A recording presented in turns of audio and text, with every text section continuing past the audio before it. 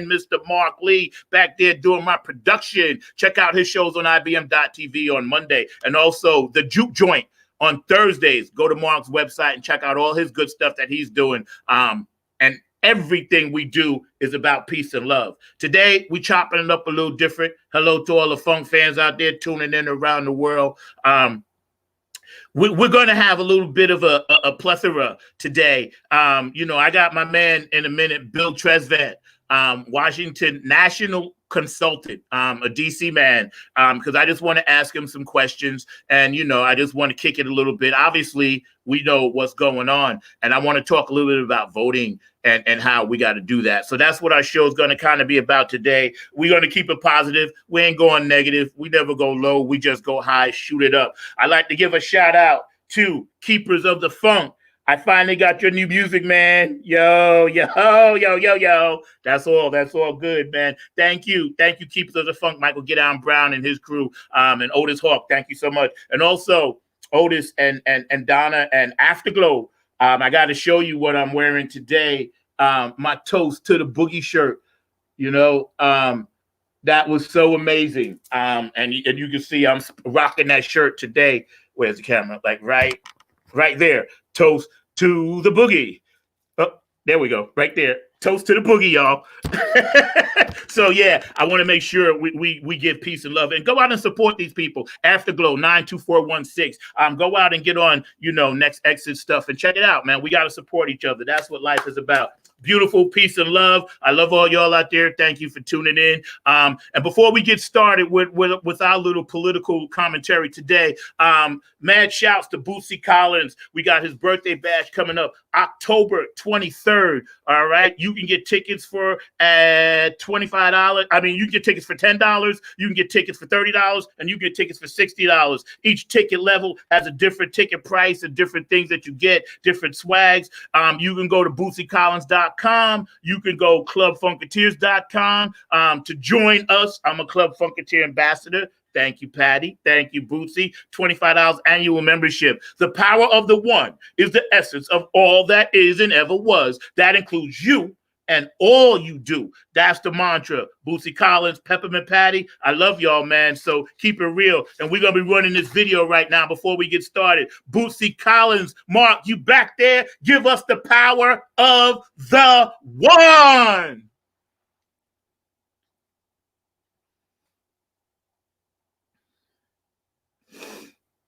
Yeah.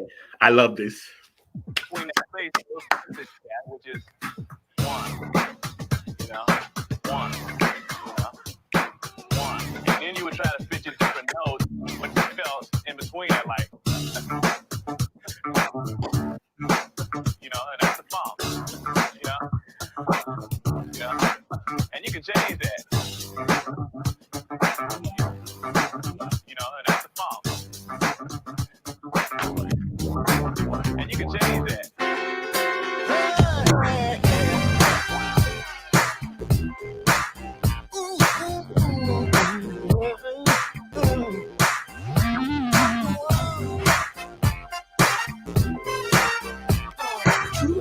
Of the funk is the power of the one. It's the power of the one. This funk is just begun. You can lean on me. Let your mind be free. I shall not want that. But I need the funk, baby.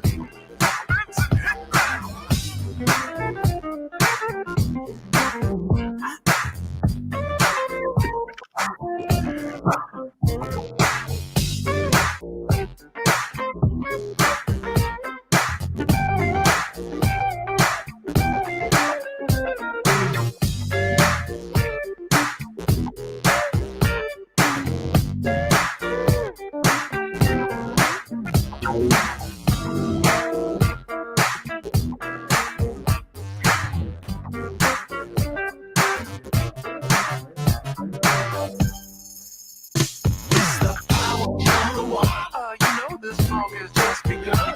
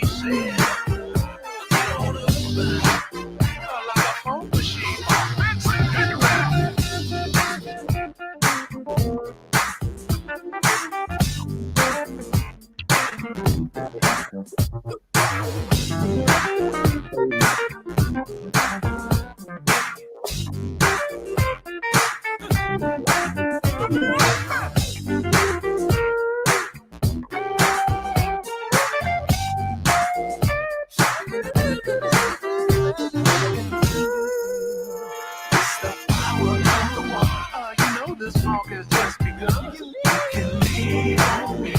Let your mind be free. Don't stop your funk won't be none. You know the essence of the funk. The essence of the funk is the power of the funk. Don't stop your funk won't be none. The essence of the funk is the power of the funk.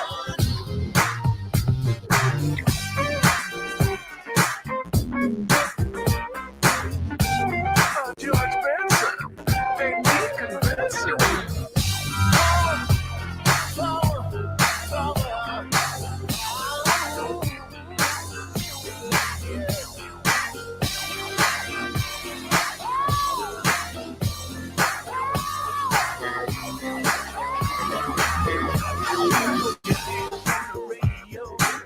And let the vibes flow through.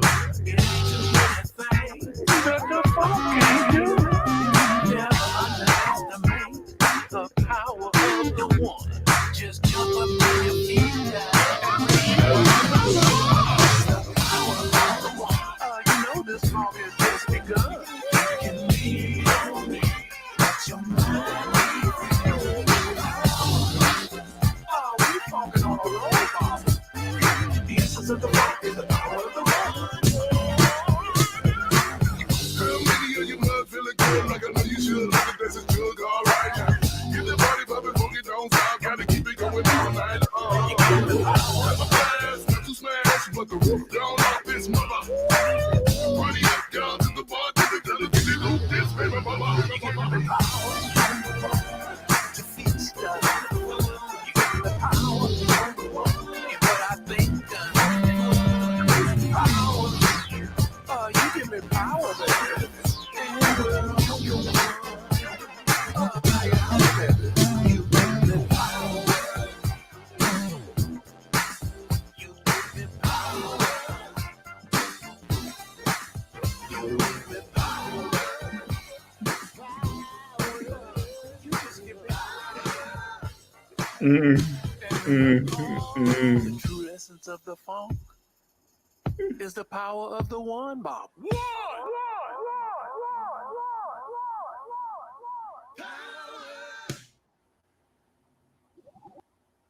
Ooh, that's some powerful stuff right there. The power of the one. And we're going to be closing our show with that too. And as we get closer to Bootsy's birthday bash, you'll be seeing that video and getting more information about that. Don't forget, October 23rd, go online, get your tickets. They're going hot. And the proceeds of that for his birthday party goes to Music Cares, Bootsy Collins Foundation. Just to help out a lot of musicians and a lot of people and that end of it, roadies and people like that have been put out of work due to COVID. I got my man coming on, Bill Tresvant, and I'm going to have my man Mark Lee pop in, just to keep us posted on what's happening with that. Mark, man, how about that video, bro? Oh, man, that video is rocking. Right. Video is just amazing and all that. You will be glad to know that Bill is in the house, so we can bring Bill in whenever you're ready. But that video was just like slamming. I'm just over here dancing and jamming every time you put that on. So all I got to say is that, that's a great group. That's an amazing man. And, as I've told you before, he shares his birthday with somebody very important to me, which is my younger brother. So, you told me. That October 26th energy. So definitely got to give Malik a shout out for having a birthday along with the great and legendary Bootsy Collins. So definitely, what I got to say is Bootsy is just an amazing man. But if you're ready, I'm ready to bring in Bill. Hey, you got time to come back a little later with us and hang out with us, with me and Bill? You got time? Yeah, I definitely got time to do that. I would love to do that. I'll let you know, man. Pop back in with us, man, so we can chop it up a little bit. All right. All right, ladies and gentlemen, right here. Right now, I'm going to pop out and bring Bill in. Do that, man. That's all good. My man, my producer back there, the man behind the glass, Blues Bland down here. Got his own show, Mark Lee, on Mondays on IBM.TV. Also go check out his thing that he does called the Juke Joint. And you can find that on his website. And, he does a radio show broadcast. The man knows everything there is to know about blues. Right now, to this stage, to the screen, my brother from another mother, Mr. Bill Tresvant, my White House correspondent. Brother, so good to see you. I have nothing but uplifting, positive vibes for you today. I know this is short notice, and I know you've been busy, and God bless you. But I had to get you because there's things and nothing bad, that I just want to kick it with people about. Ladies and gentlemen, my man, Bill Tresvant. Man, how you doing, brother? I'm doing all right. And listen, I'm feeling it over here. I mean, don't mind me. I might be busy, but that doesn't mean I don't know where I came from, where I'm going, and how many people we can bring along with us. Hey, I like that. Man. And, listen, just to let you know, first, I'm a big Buffalo Bills fan. Uh-huh. And because of all that stuff that happened with the Patriots, they got rid of them. And so then they moved the Bills game to 4:00. Right? Oh, okay. Which means I got all the time. So what happened though? Because I haven't been following this week. I know teams. What happened? The Buffalo Bills are 3-0. We're top of our division. Oh yeah, that I know because I'm a Jets fan. So believe me, you're standing on my shoulders. All right, then I'm feeling good. Believe me, and that's what we're at there. We're there to hold the bottom of the division up. People don't know our place. Believe me. I had Jets season tickets. Been a Jets fan since '68, brother. We are only there to hold you up. So we're doing our job just like we're supposed to. We're last. You do have the Super Bowl. I mean, we don't have any, but we got but you went to 4. Yeah, I'll take that. And I rooted for you every time. Trust me, I did. Trust me, I did. Because you're the only real New York team, technically. I didn't want to rub that in because New York, you got 2. And so but they're in Jersey. You're actually in New York, the state. So I root for the Bills. Like I said, I always root for you. I love them, man. So what time it was. They were supposed to play at 1, and at 1, I was like, hey, all week long I'm free, but Sunday game day, I got my jersey and everything. Hey, but yeah, man. But hang on, now they're at 4. I got all time in the world. That's good, man. That's good. So I got a surprise for you because this is my first time on your show, and I didn't want to make you, you or your viewers think that I was all stiff. Nah, man. Nah, we know you because we can see right now you rocking the Morris Day clean. That's how clean you are. You and Morris Day are up there with the time, and you always clean. And I got to give you props for that. Well dressed black man in the political fields of the world today, doing what you do. You clean, brother. I got to give you that. No, I appreciate that, and I'm feeling the love, and I'm sending the love back. I want to say 2 things though for our audience. I got my piano right over here, and I got my horn on my lap. Oh yeah. Oh yeah. I didn't know. See, you holding out on me. I know. I can't be messing around with it. Just everybody. Yeah, hey, and I'm honored you're even showing me that. So we're gonna talk about that privately and get into some of that. Well, I'm saying we can talk about everything. I got everything our audience might need. Any questions that they may have, they're going to be asking questions on the thing. We're interactive on this, right? Well, they might be, but basically, I'm gonna kick it with you a little bit because I have some things that I know you would have. See, I basically today did, and this was a spur of the moment thing because of the climate we're in. I wanted to give the thing with the live bands a break. Yesterday I had my friend on, my brother Gabe Gonzalez, P-Funk drummer, and we talked about the music thing. But today, us, IBM.TV, all of us, we owe it to our fans and our followers to kind of explain some of the things that you and I may see. Just on the tip of educating, like for instance, I don't know if you heard down here in North Carolina, and you can clarify this for me. They did not fill out the ballots right, and some of them got tossed back, and it was because they weren't signed and witnessed. Now, in my opinion, that's a basic thing we need to know. Mm-hmm. You know what I'm saying? Yeah. And I'm asking you, as a political guru, why don't we know these things? Okay, there are really three different reasons, roughly, and I'll just kind of go in order. Yeah, you do you. Okay, first, we don't normally vote by mail ballot, and when I say we, I mean we as a nation, but I also mean we as a community. I mean, normally in past elections, what's gone on, and I've worked on the Democratic side, we start with early voting by going through our churches, and then through our civic groups, and then through after school and PTA meetings, and we all go down and we early vote, and we vote in person because that's how we've traditionally done things. This year, because of the COVID, we've got to switch over to mail ballots, and mail-in ballots can be kind of confusing because you don't know. And I can tell you this, just for the audience's sake. The first time, and I voted by mail-in ballot once when I was out on a campaign trail, and I had to vote back in New York. And so I sent in for my absentee ballot, and I got it. And, I'm an attorney, and when I first got it, I was a little nervous about filling it out. And I didn't know because it had a whole bunch of instructions on it. And at first, I was kind of confused about reading the instructions and making sure I had signed the right way or put it in the right envelope and returned it all together. And so when we suddenly find ourselves not having done this before, voting, yes, but not necessarily voting through this kind of procedure, we get confused sometimes with what the rules are and how to read the ballots. Now, so what we need to do in North Carolina and wherever our audience is that, do the buddy system. Get your mail-in ballots and then sit around the table and go over the instructions together. Because there is no rule that says when you get the ballot, you got to fill it out alone. What you can do is if you don't understand the instructions, you can call up the local Democratic headquarters. You can call up the local Republican headquarters, whoever you're voting for. You can call them up, and they will help you, walk you through how to fill out the ballot to make sure it's filled out correctly. But don't ever think that you're alone, especially not this year, because there's so much riding on it, and there's so much interest so far that you don't want to leave it to chance. And first, let me just say, right now, over 3 million ballots have already been cast nationwide. Now, I know that's a small thing, but I just want you to know people are voting in multiple states, voting early and bringing their friends. Now, that's piece one.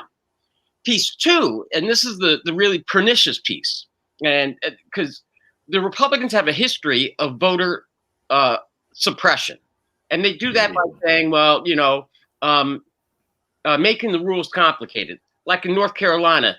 Like in New York, you only have to sign your signature. You get your ballot, you fill it out, you put it in the envelope, and then you sign your signature and you date it and you send it back in. In North Carolina, you got to sign it and have somebody witness it. Yeah. That's a step. And so sometimes, people miss that step and they don't get that part. Okay. Mm-hmm. And so, but that's just one more barrier to doing it. Now, that doesn't happen in New York, but it does happen in North Carolina. Now, in other places, like in Pennsylvania, they have where you write in, you get your mail-in ballot, but it comes back with 2 envelopes. So now you have 3 pieces of paper. You have a ballot, you have and 2 envelopes. You've got to fill out the ballot, fold it up, put it in the first envelope, seal that one, sign that one. Then you got to take that envelope with the ballot and stick it in the second envelope, seal that, and then sign it and send it in. Because in Pennsylvania, what was happening was that people were just taking the ballot, filling it out and sticking it in the return envelope, not sticking it in that intermediate envelope, and then sending it in. So far, 80,000 ballots in Pennsylvania have been bounced because of that. Because of that one thing. That's right. And that's something that the Republican legislature stuck in. And so that's a different form of voter suppression. Now, look, historically, and I want to talk frankly, and I'm not really worried because it's historical fact. These kinds of shenanigans are no different than a poll tax. Yeah, that's right. The literacy test. No jelly beans. That's exactly right. I mean, it's all that stuff, and it's not exclusive to the South, although it was most prominent in the South after the Civil War and Jim Crow law and stuff of that nature. But it happens in the North, like Pennsylvania, and they're fighting it out right now across the nation. So while the campaign has been going on, they've been making a lot of noise. It's like, as you know, from New York City, it's like 3-card Monte. Yeah. They're showing you one card and you're looking for that king. They got 2 other things and they're shuffling the cards around. Across the nation, there have been a ton of laws changed regarding the voting procedures. And there are a number of lawsuits that are making their way up to the Supreme Court about what ballots can be counted. And just hang on a sec. What ballots can be counted, what ballots can't be counted, what procedures are correct, which ones are not, which is why, and then I'm going to come back and answer one of the questions. Yeah, I was going to tell you. Yeah, get on them. Yeah, I saw that. Which is why all those voting cases will eventually may eventually decide which votes get counted, which ones don't in the various states, but it'll get decided by the Supreme Court, which is why the Republicans are trying to move so fast to confirm this Supreme Court nominee, Judge Barrett. So, and before the election takes place, because then they've got a 6-3 majority on the Supreme Court. So you see, it works both ways. It's like 3-card Monte. You got Trump out here waving one card, everybody's distracted and upset. And then you got the Supreme Court card going over there on the side. And then you got all these changes to the voting laws. Yeah. What everybody needs to know is right now, there is, if you don't understand when you get your ballot or you're confused in any way, shape, or form, call a buddy. Call a buddy. And, just think of it as, phone a friend from, you remember what that show was? Who Wants to Be a Millionaire? Yeah, right? Right. Phone, right. Call your friend. Right. So, Bill, but let me ask you, why is it different in every state? Because each state has its own sovereign authority and authority under the 10th Amendment to make up the laws regarding their own internal election laws. I mean, the election is not a federal election. It's for a federal office, but essentially it's 50 different states plus Puerto Rico, Guam, and a couple of territories. So each sovereign subgroup has the authority to govern their things. That's why the law on speeding in North Carolina is different than the law on speeding in New York. Same thing. Each one gets to decide. And some of those things I understand because every state is not designed to function like every other state. And I get that. I mean, I wouldn't expect people in, say, like, Montana or Iowa or Midwestern states to function like, say, Detroit, California, New York. And that all I get, and I'm totally with that. Believe me, I'm a free thinker, free speech. I don't care if people have guns, but I'm a Democrat. Obviously, I'm a liberal. I believe in abortion, women's rights, and all this other stuff. My thing is, when these things were put in place, it seems to me and I say this a lot about biblical texts, and I'm not religious at all, but it seems to me we've outgrown some of these things, Right. But you had another gentleman, he asked, can those people actually go revote? The people that the ballots got kicked back to? Actually, that's an excellent question, because this is the point. What they should do is, what people can do is they can call to see if check on their mail-in ballots, see if they were received. And if they had been received and they were marked void, then yes, they can go and they can vote again, or they can revote, because that ballot is cast aside as void, which means they still have the right to vote. So they can go down and vote. So in the case of the ballots, and here's another trick. And that is the election board, the boards of elections in the various counties, they control the stuff, but they are under no obligation to tell you. So Zach, you vote by mail. It comes to me. I say, no witness, and I toss it. And then you're thinking, okay, well, Bill, if it was bad, why don't you give me a call, let me know my thing was bad? Yeah, exactly. I know, but the law says I don't have to do that. So I get your ballot. I'm like, and I just toss it. I don't tell you. And then you don't know any better. But any reasonable person would say, hey, listen, if my ballot was bad, you ought to call me. But here's the thing. This has been going on ever since the Voting Rights Act was passed in 1965. That was supposed to get rid of all of this stuff, and it did.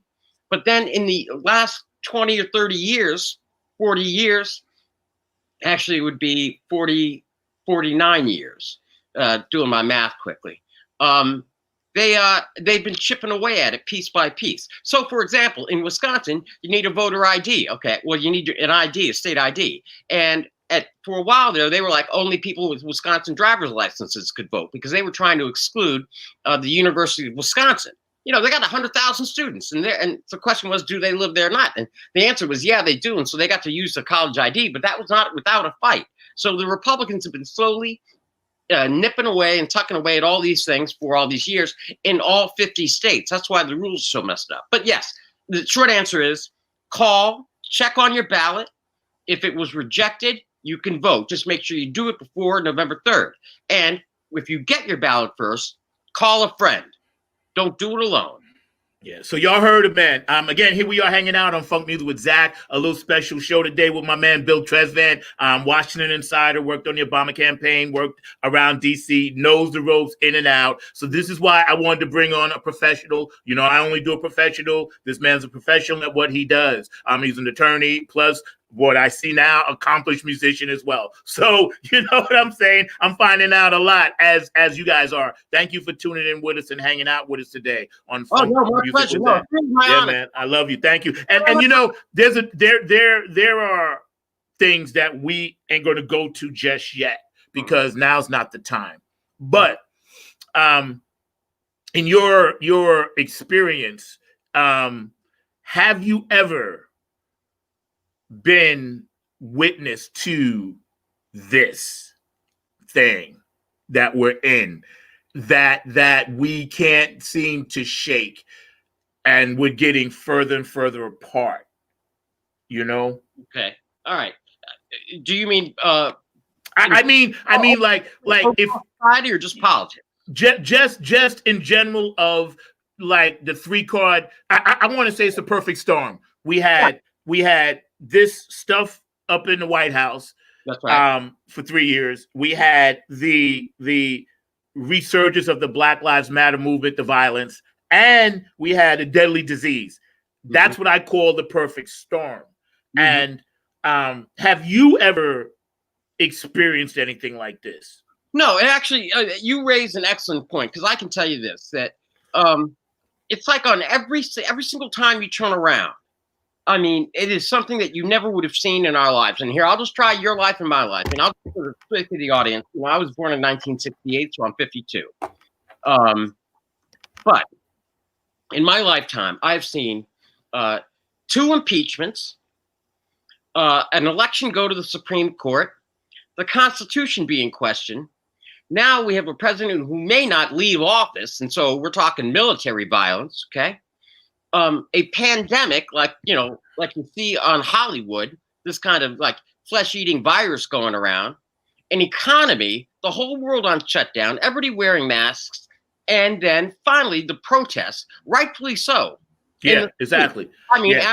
after 450 years, it's like enough is enough. But I have never seen that in my life. And you know, I remember when I was a kid, and I would read, the various books, politics or history or whatever it was, and I just thought, wow, what would that be like? And you take any one of them, what would it be like to have a contested presidential election?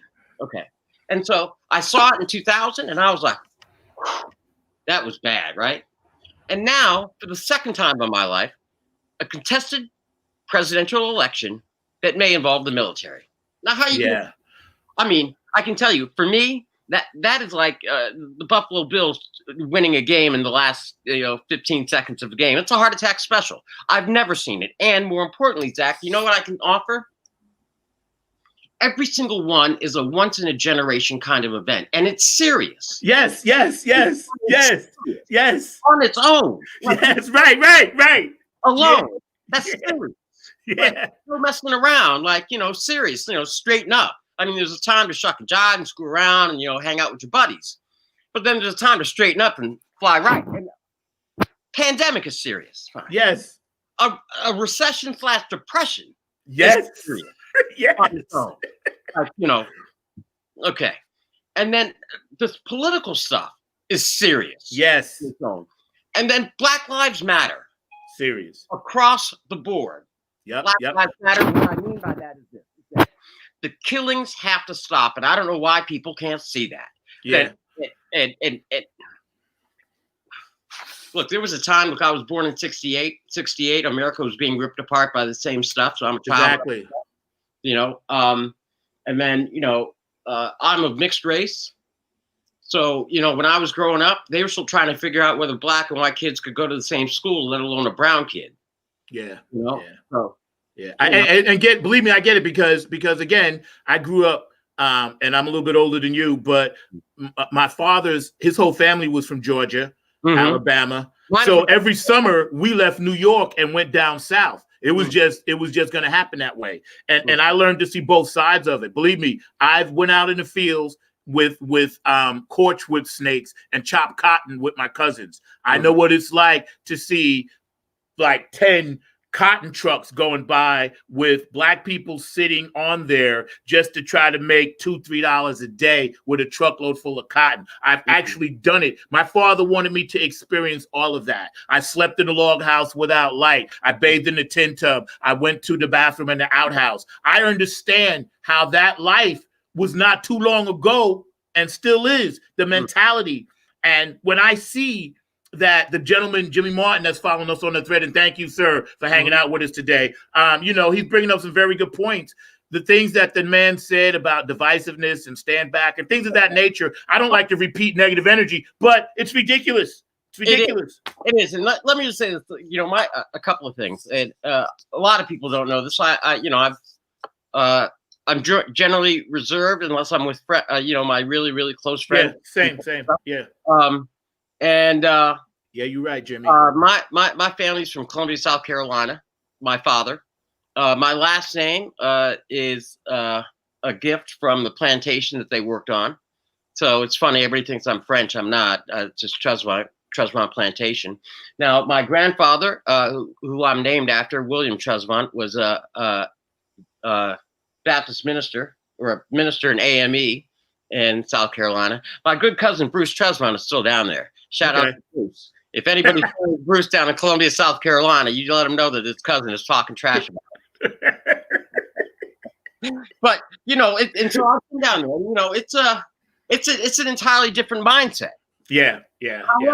However, this is what I do want to ask because I want to make this participatory. Okay. Yeah, no doubt. Listen, I want to ask our audience. Down south, do you know that if every person of color voted, you would have black representatives all across the South by sheer population numbers alone? That's what everybody's scared about in Georgia. Yeah. That's what Abrams proved in the last gubernatorial election. Yeah. Was messed up again on these voting procedures that you raised at the beginning. And that's why I call a friend. But I'm sorry, go ahead. I didn't mean to. No, man. Hey, we kick it like this. Here we are live hanging out with Dr. Bill Trezevant, my good buddy, my friend, my new brother from another mothership, live on Funk Music with Zack on IBM.TV. This man is all around the world for the funk. So the reason why, I wanted to have you is because there are things that, we need to chop up as we get closer. So, music, business, anything that people do, whether they work at a grocery store, whether they're the mailman, whether they're an attorney, whatever it is, this is the time to raise your voice. And I wanted you on my show because you're a specialist, you're a professional at this. And let me ask you something. The gentleman brought up a very good question, one of our comments, and he was saying we're supposed to be the United States. So do you ever think in your lifetime you, me, my kids will actually see a United States? Actually, I do. And I'll tell you why. I mean, it's an interesting question because, one, I'm optimistic, but two, it's one of these things. It's like, if you think about it, it's a war of attrition. And you know why? Because when I was younger, I was the oddball. Okay. But now, and I used to tell my friends, I say, you wait one day, your kids are going to, your kids, well, they're going to have kids that look like me. They do. My daughter's a biracial. So yes, biracial humans, we're here. They're here. So my white friends growing up, they didn't think that or whatever. And I was like, watch, your kids are going to be, listening to rap. My black friends, they were like, nah. I was like, yeah, you just wait. I'll just wait. Yeah. My own thing, blah, blah. There's a little Billy Trezevant and stuff. But now, you know what's happening? I walk down the street and I'm like, yeah. And I give a special nod, Yeah, me too. Zach, me too. You know what I know what I'm talking. You just walk down the street, you see them. You don't even have to know them.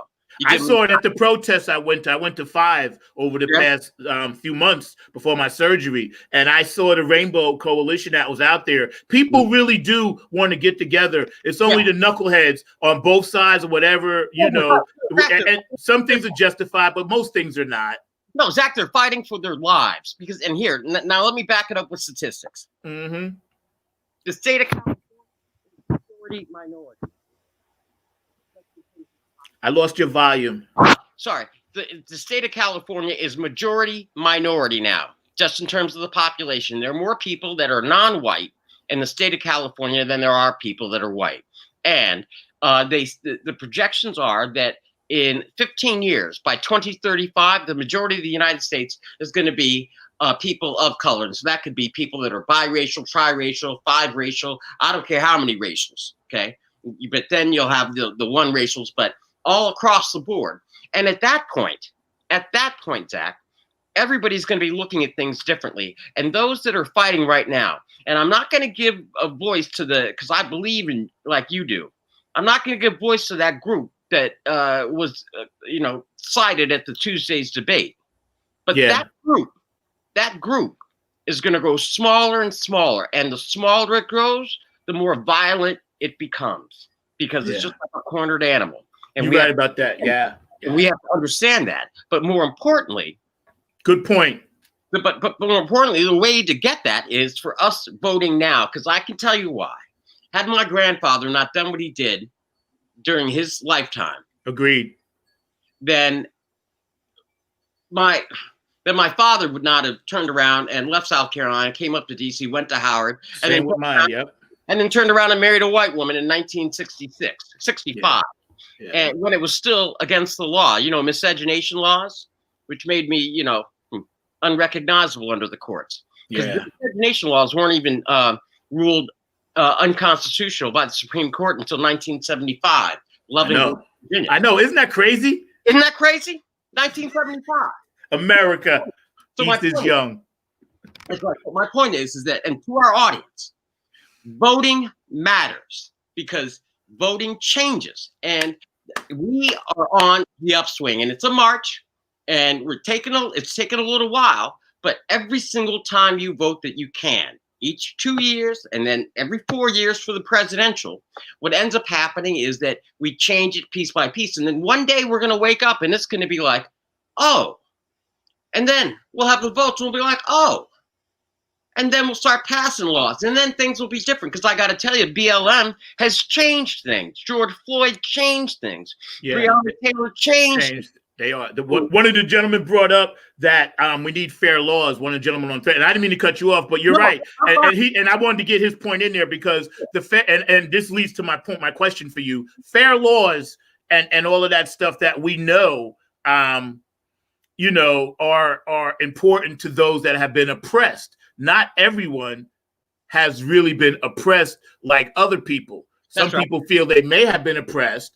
And I have a lot of white friends, black friends, Latino friends. It don't really matter. But I tell them, and I don't try to be smart alecky about it. I just tell them in my New York way, well, listen, I never had someone of Irish descent or Italian descent come up and say, hey, Zach, I want you to march with me because I'm being killed in the street. You know what I'm saying? So the way I take from it, and I agree that, all lives matter and all that stuff, and I ain't getting into all of that. But what I'm saying is that the people that have been oppressed, Native Americans, Afro-Americans, Latino Americans, Chinese Americans, Japanese Americans, all of that layer that's holding up everything else. We need to attend to that first. And that speaks to your point. I'm not saying ignore the other stuff. I'm not saying anything about that. I'm just saying, today on this show right now, we're talking about voting. And if we take all of those votes, like you said, and stack them up and put them together, we could change things, which leads to my question. Why do you think we're struggling with the Latino vote? Okay, this is, first of all, the Latino vote or the Latinx vote is not necessarily monolithic. You have to explain that to the audience. Okay, and what I mean by that is that they take it very seriously. And I'll try it this way. At least like in the black community, it makes a difference. If somebody's like, I'm representing Baltimore, okay? Somebody's like, I'm Detroit. Yeah, we're all, African Americans. But where you're from is kind of like, hey, I'm from New York. I'm from LA. It's the same, but slight differences are important. Now, the same thing is true in the Hispanic Latinx community. Dominicans see themselves as from the Dominican Republic. Cubans see themselves as Cubans, Mexicans, Venezuelans. So America, and this is it's just been beaten into us. We tend to look at them as, well, they're just all Hispanic. Okay, because and nobody takes the time to think, hey, well, Hispanic includes Mexico, because Mexico has different issues, because the Spaniards came in and did some stuff to the Mexicans. Yeah. In Republic, that stuff comes down with slavery and some other stuff and mixed in. And yeah, there were some Spaniards, but there was Portugal and other countries involved in that stuff. So each one of them have a bond. So we're looking at them as one, rather than looking at them as each one has a separate set of grievances. So good point. Yep. When we say, how come the Latinos are having such a tough time with getting together? Well, different reasons. Cubans historically have been more Republican because they figured that the Republicans were anti-communist and hence anti-Castro because they hate Castro. So yeah, that's yeah. But then you go to other Latin Americans and they're like, they remember Che Guevara and they remember that Bobby Kennedy was down with them. Right. And the farm workers and the protests and all that other stuff. And so they are like solidly Democratic. I think what's going on now is they're beginning to realize, I think it's two things right now. I think first, all of the president's immigration, I mean, it's just been a flat out assault on the Hispanic community across the board. Because the current immigration policies don't care if you're from the Dominican Republic or you're from Mexico or you're from Venezuela or you're from Honduras or Ecuador. They don't care. They're just like, you're Hispanic and we're throwing you out. And or all those kids that came in under DACA that are protected under DACA, they're trying to get rid of all of them too.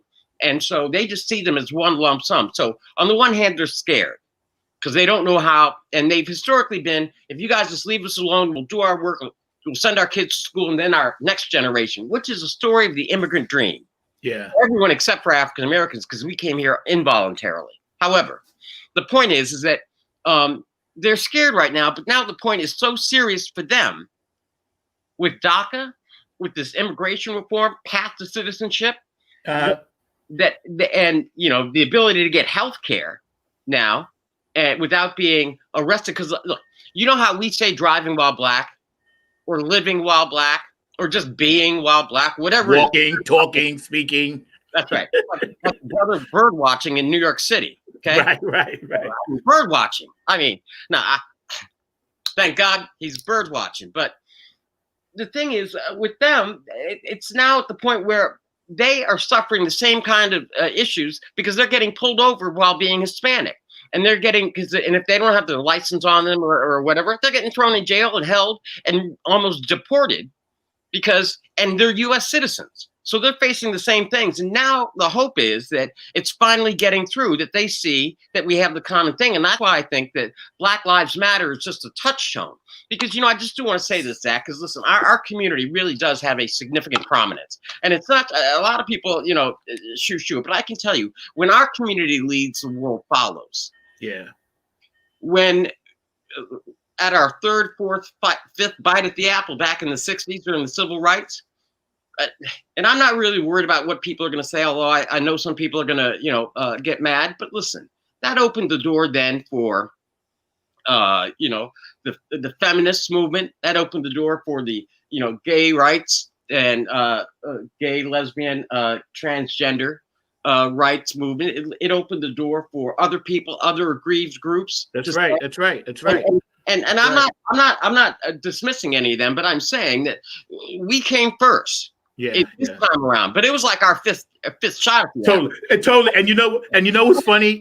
And I'm gonna bring Mark on. Mark, you can pop in, but the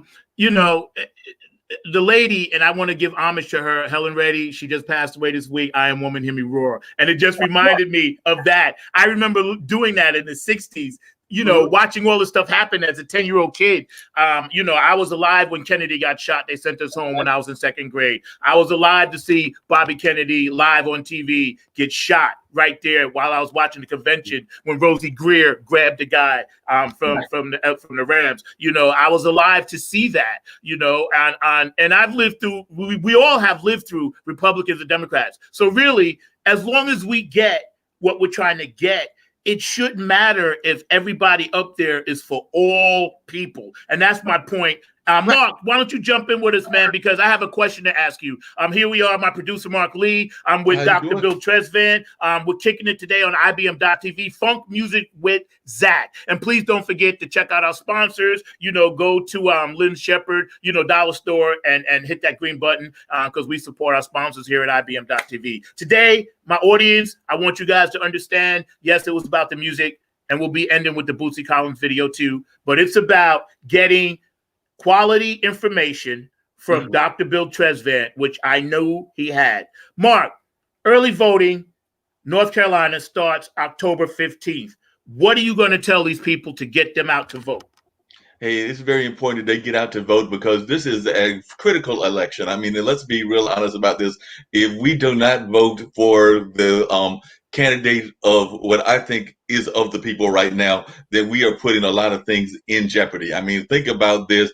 If you are voting in a certain direction and everything, I think that you are personally voting for like bigotry and a lot of other things. So that is my attitude about this. So I definitely am going to tell folks that they need to get out and vote right now. I would urge them to vote Democratic and things along that line. That's just where I feel. I am definitely a registered Democrat, and that's where I'm at in mind and everything. But just get out and vote in general. I know that there's some folks that may disagree with me in that sense. They may have reasons that they want to vote for the Republican nominee and things of that nature. But I would urge people to get out and vote and definitely do what they need to do. I heard y'all talking in the back earlier. I have heard tales of people that have not had things witnessed here in North Carolina. So I would urge folks to get out there, vote, do make sure you have the witness here if you're going to do the mail-in voting. So definitely make sure that you're following all those rules that they are asking you to follow. It is very important for this election. I don't know how Dr. Tresvant feels about this, but I would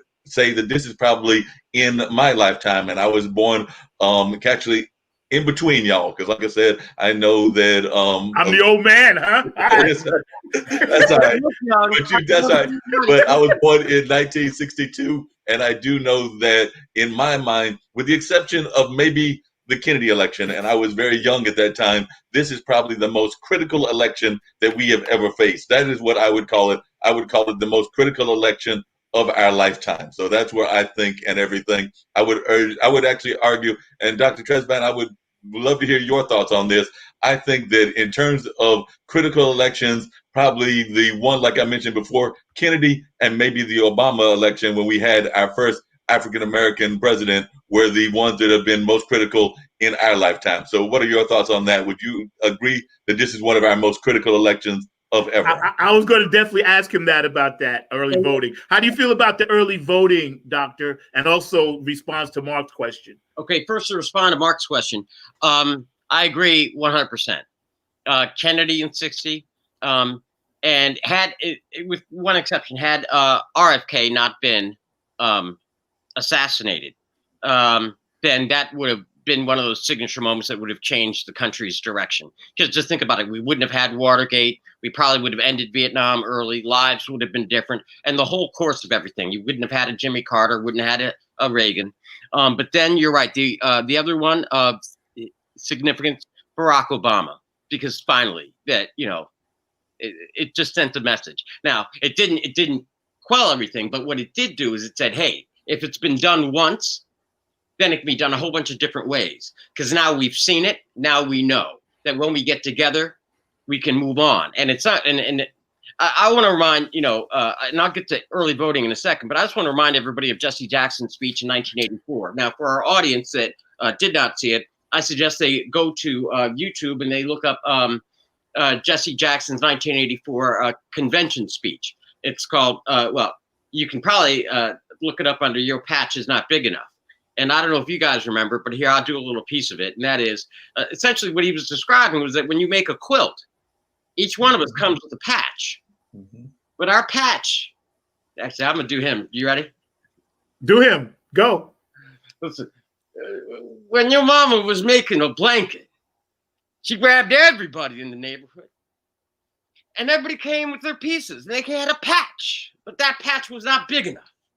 Not big enough to provide a blanket. But what she did, she took your patch and my patch and her patch and put them together, sewed them together like a quilt and made a blanket. And with that quilt, we were stronger. And with that quilt, we were better.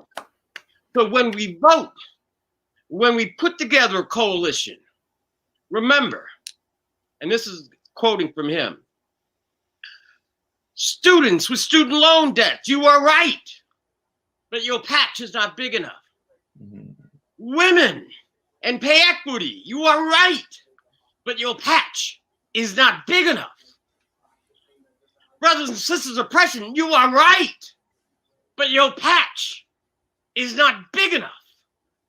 What we need to do, like my grandmama did, sew our patches together and create that quilt, that garment of destiny.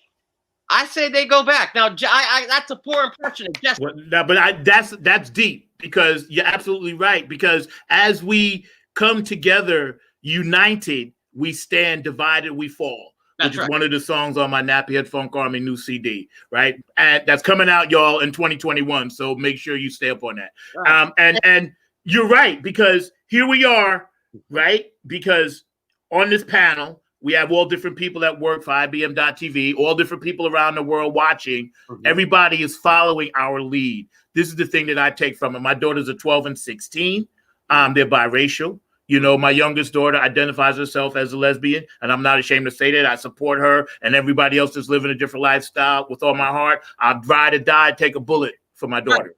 So here we are in this climate that some people don't believe, say what we believe in. And that's cool. I always tell people, listen, I'm not against you because you voted a certain way. I said, I just want my patch. I just want my patch to fit in, you know, to be like your thing. And that's it. I'm glad you said that. And I'm going to use that analogy. Mark, when we were talking earlier off air and we were talking about, I was having Dr. Bill on at the last minute. We were both excited because you actually told me about this gentleman. So just tell me really quick how you met Bill and how Bill met you. Tell the audience. Well, like I said, I met Bill through actually this platform and everything that we're on, IBM.TV and everything. And I was just amazed at the energy that he had and the fact of all that he has done politically and things of that nature. I know that he's worked with a couple of national campaigns. I know that he's also done some runs for political office. And I was actually teasing him about that at one point, because I just am amazed that folks will even step into that arena and things of that nature. So I was teasing him about that, and that's how we met. And as far as I'm concerned, like I said, Zach, I got to meet you here in Durham through the musical community, and I met Bill through the IBM.TV community. But as far as I'm concerned, both of y'all, and I heard you introduce him that way, are my brothers from another mother. So definitely that is the way I feel about both of y'all, because like I said, we are definitely unified in a lot of different ways. We are also all not just politically active, because I consider myself politically active as well, and activism kind of vibe, but we're also sports fans, because I know I'll go over there to you, Bill, and kick a little bit about what's going on in football and things of that nature. He's a Vikings fan. No, hang on. But right now, Mark Lee can't really say a whole much because the Minnesota Vikings. How they doing, Mark? Yeah, he's Vikings. Not doing good at all. Not doing good at all. Okay. The horns go down with the Vikings. See, I know. I will go down with them. I will go down with them. I am a true and loyal fan. Yo, Bill, I got to ask you though, and this is something that I want to make sure I get this question in. When you were coming up, and I know you've done many different things, but what prompted you to really sink your feet into the political world that we know as DC? What was your main light that guided you to try to help other people through the political process? Well, I can tell you a couple of things. First, yes, please. One was my mother. Mm-hmm. My parents were divorced. By the time I was 5, but she was everybody. Maybe our audience, the younger audience, won't understand this, but times were different back in. Yeah, they were. And so, my sister was born in 73, and my parents got divorced in 73. So my mother was a white woman with 3 biracial kids that society called black. So here was a white woman raising 3 black kids in Washington, D.C. And then D.C. was an entirely different scene. And Virginia, conservative, was an entirely different scene. Yeah, it is. All Yeah. that other stuff. And so the society was really crazy. And we just come off the assassination, and then you had Watergate, and you had Nixon, and it was just wild. She moved us out to San Francisco, but she always fought. And the one thing she said was, you know, I don't care, you know, what people call you, what they think, how you do stuff, as long as, one, you do your best. And Bill, you know, just stick up for what you think. Now, I got to tell you that ended up, you know, I got into a lot of fights in schools because of the schools that I went to and the color I was. And so invariably, before she passed, we looked back on it and we laughed. But invariably, she'd be getting a call from the headmaster's office and say, can you come? And she'd have to leave work and come. And she'd do two things. I'd be sitting outside the hall when she came walking down the hall. And she'd do two things. She'd look at me and she'd say, were you right? And I was like, yeah, I'll handle this. I'm like, okay. I just sat there like a kid because I don't know, because I had been in a fight. It had been like whatever. She'd go in there and then she'd argue with them and then come out. And then it'd be like, Bill, you have to write an apology letter. Okay, I'll write an apology letter. But what ended up happening in the most serious case, which is the last time, the other kid got thrown out of school. Right. So my mother was like, it doesn't matter. And, you know, I was a small kid. I was, I was only 5'1" when I graduated high school. Now, you know how tall 5'1" is. Yeah. That's like this, you know. Yeah. And so I had to fight for everything. But she was like, one, you always fight and make sure you're right. And then as I got older, it became one of these things. When you just walk down the street, you see people getting done wrong. Yeah. And you say, that's not right, you know. And then I excelled, you know, in debate, and politics is like the ultimate game. And it was the ultimate game that I had skills for. Now, just like some people, they have the gift and the skill for basketball. They have the gift and the skill for football or musical instruments. Whatever they got the gift for, then they've got that. And then they see their path. And so I didn't have the gifts for all that stuff, even though we all think we do when we're younger. But I did find out I had a gift for this. And then I realized, as my mother taught me, and she was an activist and where she was coming from, that it really mattered. It mattered who sat in the chair. Yeah. And it mattered. And more importantly, it mattered how you get the votes to get the right person sitting in the chair. And then I learned, hey, you could be the guy talking to the person sitting in the chair. And sometimes that was a whole lot more fun. Yeah. You could be behind the scenes doing a whole bunch of stuff. And so then it just became like, I don't know. I mean, it's the same. It was your calling. It was your passion, bro. Yeah, I can see it. It's your passion. And then it could have been my grandfather, who was a minister for his entire life, you know. And then, you know, as I learned and grew older, you know, it's on both sides of the family. And believe me, I see all the stuff on your wall back there, and I've read your history and bio. I know all the things that you've done. This man, for y'all out there in the audience that y'all don't know, this man has done so much stuff to try, like he said, make things right, make things better. And we need more people like Dr. Bill Tresvant in the world who just understands the simplicity of love. And that's what this show is about. That's what IBM is about. That's what all my funk family is about. That's what we try to promote. Yes, we all going to have bad days, good days, etc. Right. But it's about love. And I wanted to ask Mark really fast a similar thing. Mark, you've lived down south all your life here. You were born here. But Mark is relatively way more progressive than anybody I ever met here and has a thinking man's mind. He's a thinker, deep thinker. That's why I like Mark. And Mark, to ask you this question, from the time you were younger until now, what prompted changes in the South that you see have been positive? Because so many things here have been negative, and I don't like to always bang on the South. But Mark, you can tell your audience, like the things that you've seen, say from the time you were born till now, that got better politically.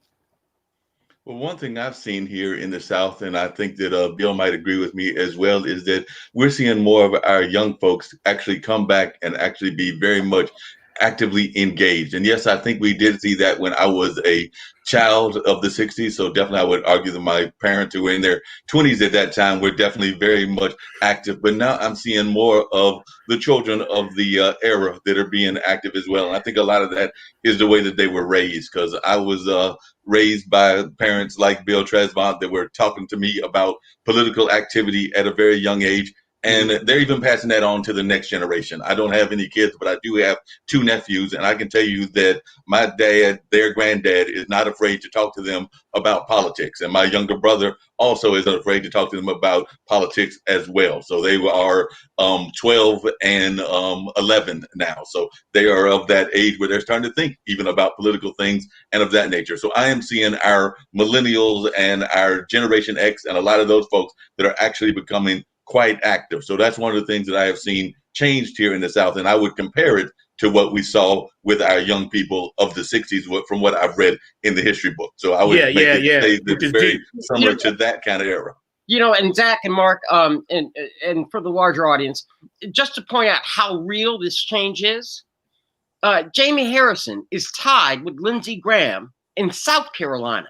Yeah. Now, think about it. Now, my family's from South Carolina, and they're still down there, and Tresvant's all over the place, and you name it, and stuff like that.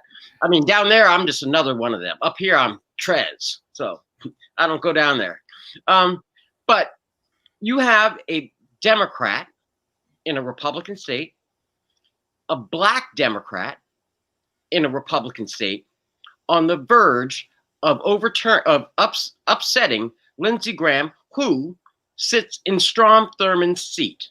Now, you take a strong Black or, people of color vote in South Carolina, along with progressive whites in South Carolina, we will have the first Democratic elected official from South Carolina since the Reconstruction age. Amen. And it's a beautiful thing. Yes. That's how real this is. That is how real this is in what, less than 29 days. Yeah. We could have a new Democratic senator. And that would be powerful. And I wanted to say something very important. Bill, I wanted to ask you, can you stick around for like another 5 minutes or so, 10 minutes? Because I want to run this video, Bootsy the Power to One, which ties into my show. I want to keep Mark on, and we're going to bring on our other producers, Kim and Ankit. And I believe today, my good friend, Dr. Tawana Anthony, my sister from another Mr. is here too. So, and we're going to continue this roundtable because I think we have something. Dr. Tawana Anthony. I said my sister from another Mr.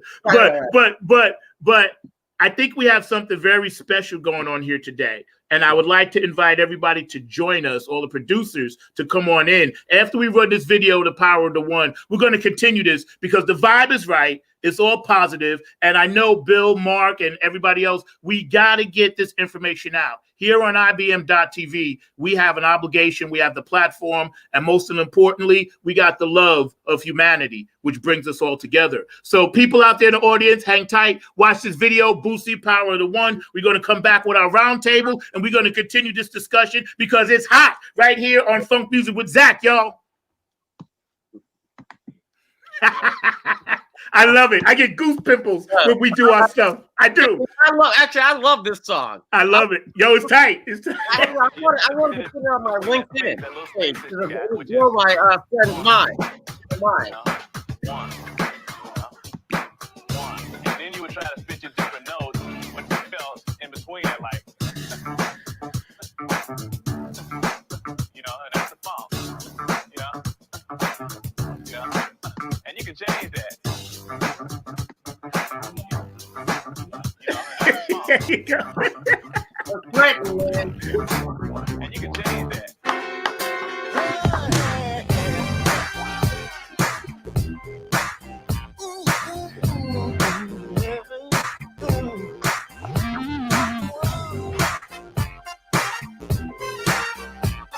True essence of the funk is the power of the one. It's the power of the one. This funk is just begun. You can lean on me. Let your mind be free. I shall not go down. But I need the funk, baby.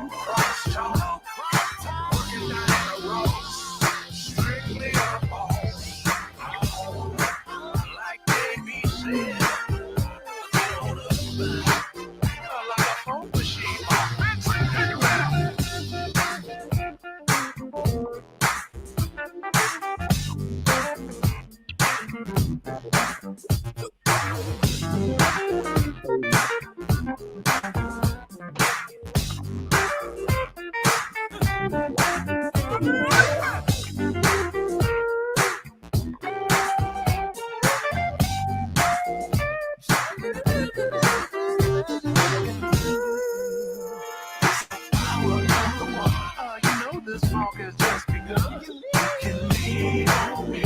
Let your mind be free. Don't stop the funk won't be now. You know the essence of the funk. The essence of the funk is the power of the one. Don't stop the funk won't be now.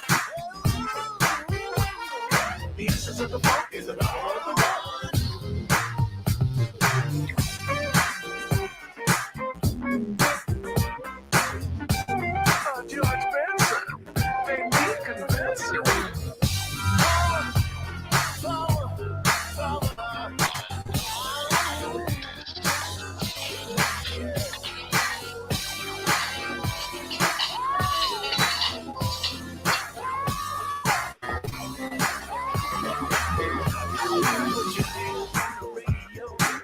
Let the vibes flow through. It ain't just anything that the funk can't do. Never underestimate the power of the one. Just jump up to your feet now. The power of the one. You know this funk has just begun. You can lean on me. Let your mind be free. Oh, we funkin' on the road. The funk is the power of the one. Girl, lady, you must feel good like I know you should. Look at this is jug, all right now. Get the body poppin', funky, don't stop. Gotta keep it going all night long. Never fast, not to smash, but the roof down off this mother. Ready to go. The fun to the give it over this baby mama. To feel stuff. You got the power of the one. And what I think power. Oh, you give me power, baby.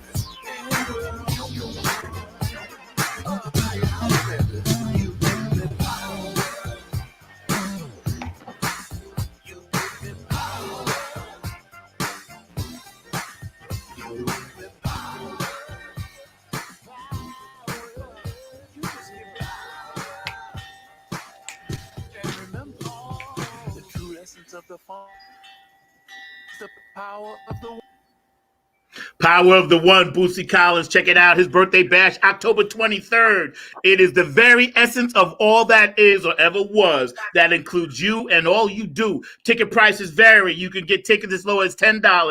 Get the $30 package or the $60 package. The Power of the One. Go to clubfunketeers.com, which you can contact me. I'm a Club Funketeer ambassador. BoosieCollins.com. Also, mad shouts out to Next Exit, dropping their new music out. My man down there, Mike Gideon Brown and his family, and my man Otis Hawk down there. Also, thank you, Donna, and thank you, Afterglow. You can see a toast to the boogie.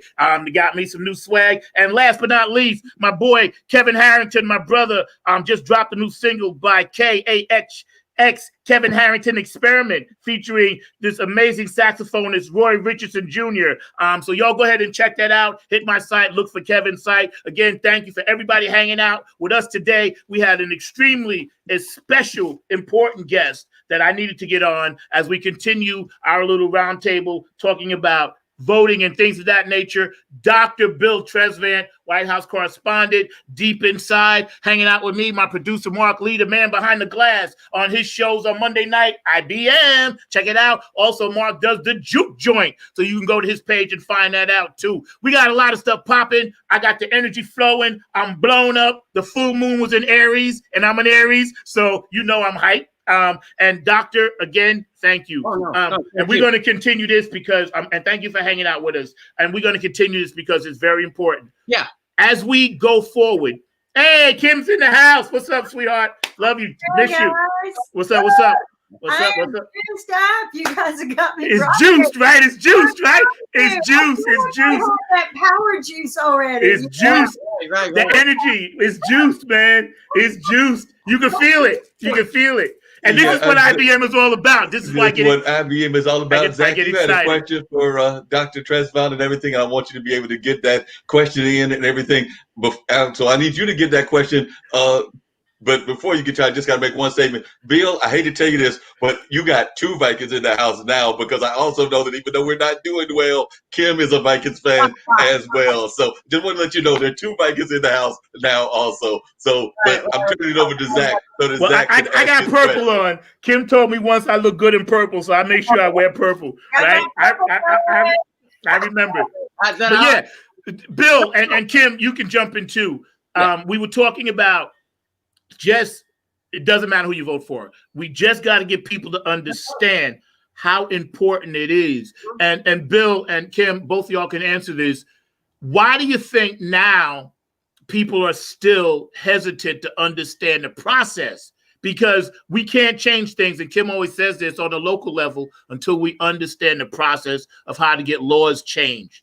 As a lawyer, and Kim, as a person that's in business and all the great things that you do, how would you guys go about just today trying to fix this electoral college mess? That's my question. That's my question. Oh, that's a big one. Bill, I'm going to defer to you first. But Okay, that's unfair, but fine, Kimberly. I don't think I won't remember. hey, Bill takes care of me. Don't worry.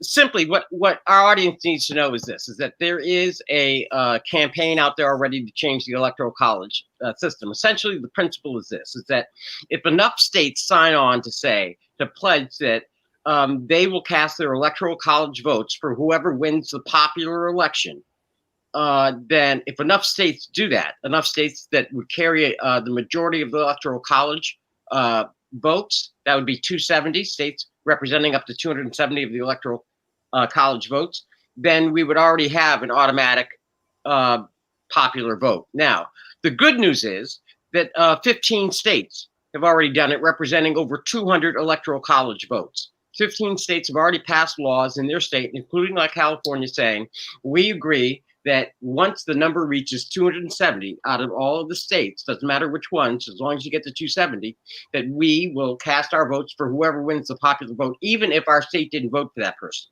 So if it's a Republican and they're a Democrat and stuff like that. So that is one avenue. Another avenue is to amend the Constitution. Now that takes a 2/3 vote by the House and the Senate, and then they have to send that out to the state, and then 2/3 of the state have to ratify that in order to change the amendment. But that's the only way we can get rid of it.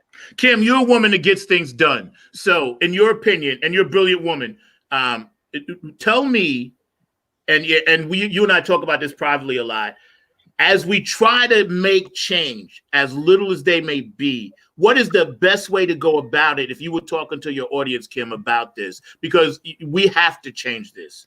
What would you say? I would say the power is in the voice of the people.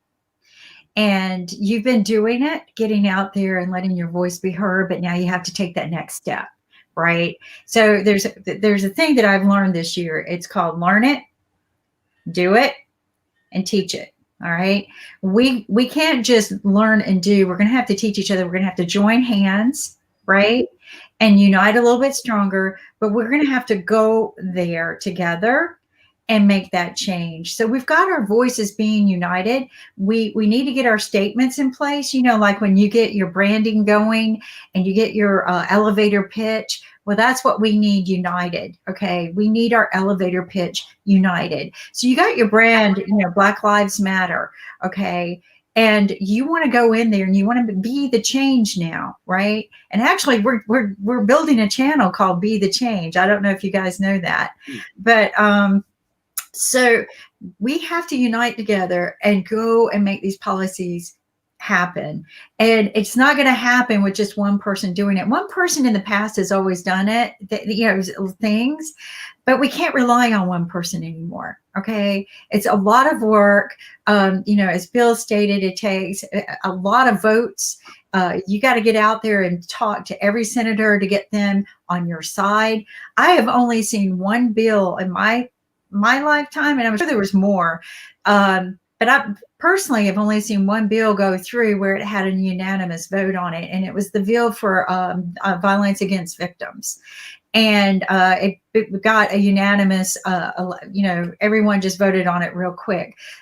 That's what you want with this. And the problem is that some are saying, yeah, I hear you, or, but don't just get the policy written. Make sure it's got enforcement. So a lot of times they go, oh, let's just oil the squeaky wheel and we'll just write something and pass something, but there's no enforcement in there. And that's the biggest problem that most of these bills have had in the past when you see them just go through, is that they don't have steps of procedures and policies, protocols, and enforcement. Am I right, Bill? No, you're absolutely 100% right, Kimberly. What I'm seeing is it's a very meticulous, slow process. They say the wheels of justice grind slow, but we have to somehow, and this is just my personal opinion, as a people coming together, because we're all human beings. We're all different entities, human beings, spiritual lovers of life. That's why we're all together on this panel. The Creator brought us all together for a common cause. The four of us, the 4 million of us, must go out and effect this change. And what I'm understanding is that how it actually works, because I don't know politics, I just know what I learned. How it actually works is the combination of voices putting down what they need to be heard, and then taking it to that next level, which what Kim is speaking about. So, Mark, how would we here in Durham, our little small area, if we were going to try to affect change, who would you say, and some of the people that we would be able to take some of these voices to? Well, there's a number of folks here locally that we can take our voices to. I'm actually glad to say that we have a very, in my mind, progressive political system here in Durham. And there are a lot of people here that I'm actually proud to call friends that are also involved and engaged in the political process. So like I've known Jillian Johnson, our mayor pro tem, for a number of years, as well as our current mayor, Steve Schul. So I do know that they are what I consider progressives and things of that nature. So they are one of those kind of political folks. And I know that that's not always the case, but there are some political folks that actually will listen to what folks bring to them. And that's what I like about the city of Durham, is that we have a number of leaders that are actually willing to listen to what folks have to say. So I consider Durham to be a very progressive city. And that's just two of the folks that I mentioned. And then there's also Mark Anthony Middleton and a number of others. So definitely I would reach out to the city council. I would reach out to a number of other folks. And I do want to bring in another guest as well, because I did see that we've got a voice of youth also, because, we've got a voice of youth here with Humara and everything. I probably mispronounced that name, so if I did, Humara, how you doing, please Humara? correct me and everything. So how are you? She is doing some great things here on the network. She is as I recall, a single mother, and definitely has been involved in a number of things. She is in that not quite millennial category, but whatever that category is, it's after that, but definitely not a baby boomer. I really don't even know what generation I am, what my generation's called. I'm 45, so Welcome. I have no idea what that is. It Generation X? Is it? You're close to like a baby boomer, almost, because I'm a boomer. You're close. You're not there yet. But Kim, you had something you wanted to jump in with. I saw you. You know what? You were talking about Durham, and one of my favorite senators is Senator Floyd McKissick. Yes. And he just resigned this year, which is heartbreaking to me, but because he supported my invention huge. Like, he is a big supporter of anti-violence, but he's a big voice. Do you know him, Mark? I do know Floyd McKissick, and I can actually try to get him on one of our shows, because I've known him for a number of years. And actually, we have had a person that took over his seat, if I remember correctly. And I'm going to double check, because there's a couple of seats that were filled, but I believe that if I remember correctly, Zack Hawkins took over that seat, and Zack is a fellow Zack. So we got Zack here, and I want to say that Zack Hawkins took over that seat that Floyd held, but I'm going to double check that right now to make sure that I'm giving y'all correct information in that sense. But I know that Zack Hawkins is also involved in the political front. But remember, and everything, because he is this just unless he resigned for medical reasons, he is such a just powerful, inspirational voice, but when you talk to him, he's just so quiet and calm. But when he gets on stage, it's like this light turns on. And I've got his business card somewhere. He signed a letter for me. He literally signed this beautiful letter for me. But let's get him on. Let's do it. Make it happen. And Humera, we were just sitting here kicking it on the tail end of my show about, just trying to get the positive energy out. I had Dr. Bill Tresvant on my show earlier, Funk Music with Zack, amazing, political insider. And for Bill and for Humera, when you guys see the climate that we're in, and we're talking about get out to vote, the strength to get out to vote, why do you think so many people are still not getting the message as far as not so much going physically to do it, but it seems to me everybody still had their minds made up, but why do you think that is? Why do you think in America we're just right now so divisive? Humera, what do you think, sweetheart? Well, I think because in some of the elections, the candidates that won the popular vote still didn't win the election. So people are getting, they're discouraged. They're like, why should we go vote if even if we voted and they got the popular vote, they still didn't win? It's just very confusing with the Electoral College. Average American does not understand the Electoral College. I mean, they should have like a course on this is what this means. We just talking about that. Yeah. We had a little bit of a what I call a quick R-level course from Dr. Bill earlier today. And, a lot of people just don't understand why if they get this new, I guess you call it a law or policy for the electoral vote, can be so important. Because it's like you said, why bother go vote if my vote doesn't count? So it's the people's voice that should matter. And that's the problem. Our voice is suppressed, okay? The laws to vote suppress us, completely suppress us. I mean, when you tell me 80,000 ballots got suppressed and purged because the person didn't put it in the right envelope. I mean, come on, what is wrong? If the ballot made it, run the freaking ballot through the machine, you idiot. For my personal experience, I just got an absentee ballot for West Virginia, and when I was applying online to get the ballot, I don't have my voter registration card, but it said I had to have the exact signature that I had on my voter registration card. And I used to sign my name, my full name, like my full first, middle, last. But then the last couple of years, I just started signing my initials. So I really couldn't remember what my exact signature was, but I did my whole signature and it worked. So I did get my ballot, but like little things like that, they make it very difficult. Like they just make it, of course they don't want any voter fraud, and I totally understand that. But if we can pay, if we can send our taxes and we get very sensitive information through the mail, I'm sure there's a way they can do it with elections. Oh, yeah. Bill, what do you think, Bill? Well, I think a couple of things. I think one, Humera, you're correct. And the signature thing really screws people up because they compare the signatures and they will throw out a ballot if the signature isn't the same. And you're right. Many people just forget how they sign it for, the election. So that's important. And Kimberly, you're right. The 80,000 ballots. The bright light in that and the silver lining is that now people know in Pennsylvania, and so there's this big uproar. And one, those 80,000 people can go and vote again if they find out that their ballot was cast. But two, it raised everybody's awareness about the double envelope in the situation with Pennsylvania. However, I think Humera, in order to address kind of the excellent point that you made earlier about people getting frustrated, I think that's a misnomer because particularly in the South, and I just kind of want to hit on this again, that they say, well, I'm a Democrat or whatever, and I'm in the South and it's always Republican. Well, people are proving that that's not true. And the last go round 2 years ago, it came within a whisker of Georgia having a black Democratic governor, female governor. And in South Carolina, you're having a real exciting race with Harrison and Graham. And the point there is that is all based on turnout. And here is a news flash for our audience and for all of you. We were waiting to see what the results of the debate on Tuesday was. Well, the first polls came out today. And the NBC Wall Street Journal polls now have Biden up by 14 points, which is almost insurmountable.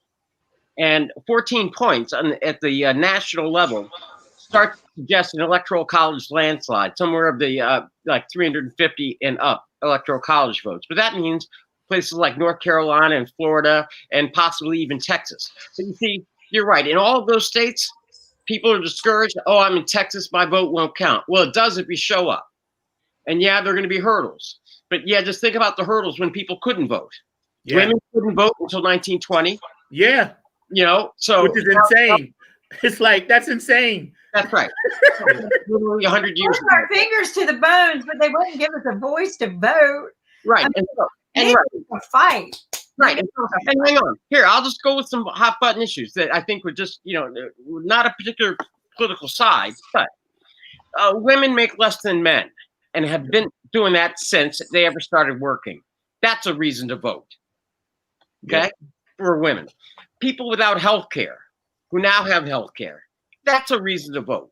If you got pre-existing conditions and things of that nature, fine. You want to see reform with the police and community affairs? That's a reason to vote. Now, this time around, even if you got to do it once or twice and figure out all the loopholes, call a buddy, have a meeting, sit down, figure out all the rules and get it done. But those are all reasons to vote. More important, you want better economy? And Kimberly, I know that we're going to get to the issue of taxes tomorrow. I mean, Nick is working on that. But yeah, Donald Trump paid $750 in taxes for 2 years. And that's it. That's a reason to vote. I mean, you know why? Because he is smarter than you stupid Americans. Because if you stupid Americans can't figure out how he uses the tax laws, then it's your fault. But my question to him. No. Actually, that's what Donald Trump said at the debate, just so everybody knows. Yeah, he said that in the debate. I texted Bill going, did I hear that right? Oh my God, he just called the Americans too stupid. Well, he said so many crazy things in that debate. It wasn't, it was just kind of insane and everything. By the way, just to make some clarities of some things that were said earlier, Floyd McKissick actually retired because he was going to be appointed to the Utilities Commission. So that's why he left the office, as he was going to go into the Utilities Commission, and that's where he's going to be hopefully making his difference. So he is still active in everything. And Natalie Murdoch actually took over his seat and is actually in that office. And I have had the pleasure of talking to her on one of the podcasts. I don't think it was one of ours yet, but I will talk to her about being on that. And Zach Hawkins, the other Zach that's in politics, is actually in Mickey Mashaw's seat. Bill, the question I've got for you, and I'd like to hear from others as well, is that I oftentimes hear people talk about, and sometimes the folks on one side of the table may say it more than others, about the economy. And they try to paint it as if we're in a great economy. I know that my personal economy is not all that great. I know that Zach's personal economy is not all that great. And I can imagine that Humera's isn't all that great either as a single mother. And even Kimberly, as an entrepreneur, is struggling. So I'm trying to figure out exactly where are they getting these figures from, and how can we get people to understand that these figures might be inflated or not put in a correct form. So I'd love to hear what your thoughts are, because I'm oftentimes hearing people try to say that we're in a economic boom, unemployment figures are down, all this other kind of stuff. And I'm going like, but I know a lot of folks that are furloughed. Okay, well, first of all, we're in a recession, and there's no way around it because growth is, and that's as the economists define it. But more importantly, the disconnect is this, is that everybody keeps saying, oh, the stock market this, the stock market that. Well, first, the stock market doesn't represent what's going on Main Street. Yep. And most people are not invested in the stock market. So seeing the stock market goes up means nothing to the average person. What you have to look at is you have to look at the unemployment numbers, and you have to look at the job growth. And this is where the economy is right now. Since the pandemic, well, from the job gains from the 8 years of Obama, Biden, first they had to turn it around, and then they had steady job growth.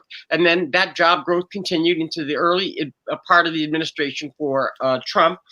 And then beginning with the pandemic, that entire time we created 22 million jobs. Now, since February, March of this year, we lost 22 million. Now, in the meantime, we've gained back about 10 million, which is less than half of the 22 that we've lost. Now, we would have to gain 1 million jobs a month. And at best, we would be in a recovery by the end of 2021. So right now, we're in a recession. Now, most people, this is the old definition of a recession and depression. A recession is when somebody else loses their job. That's what Wall Street is thinking about Main Street right now. Well, Main Street lost their job, so maybe America's in a depression. But a depression, or a recession, but a depression is when you lose your job. So, right now what's happening is that more and more people are losing their jobs. The airlines are going, the banks are starting to cut right now in the latest reports, and there's no end in sight. And we can't even get a handle on this pandemic right now.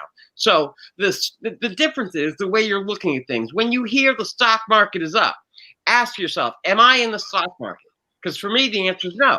Now, if you're not in the stock market, then what do you care about the stock market, right? Yep. The question becomes, okay, well then what's unemployment and what are the job numbers? And if the job numbers are down and unemployment is high, then that's the economy that you're living in. If you're living in another economy where you're invested in the stock market, then if the stock market goes up, you're having a great time. Yeah, I'd like to hear from Humera. What do you think, sweet Humera? Well, I actually live with my parents. They helped me raise my son. My dad's a psychiatrist. And thank you. What really helped him during this whole pandemic is that he is able to do telemedicine. So he's able to, see his patients, even at home, do his rounds. And that really helped him because there are several physicians also suffering. Everybody's suffering. Yeah, I live in West Virginia, but I go to North Carolina every other weekend because my son's father lives outside of Charlotte.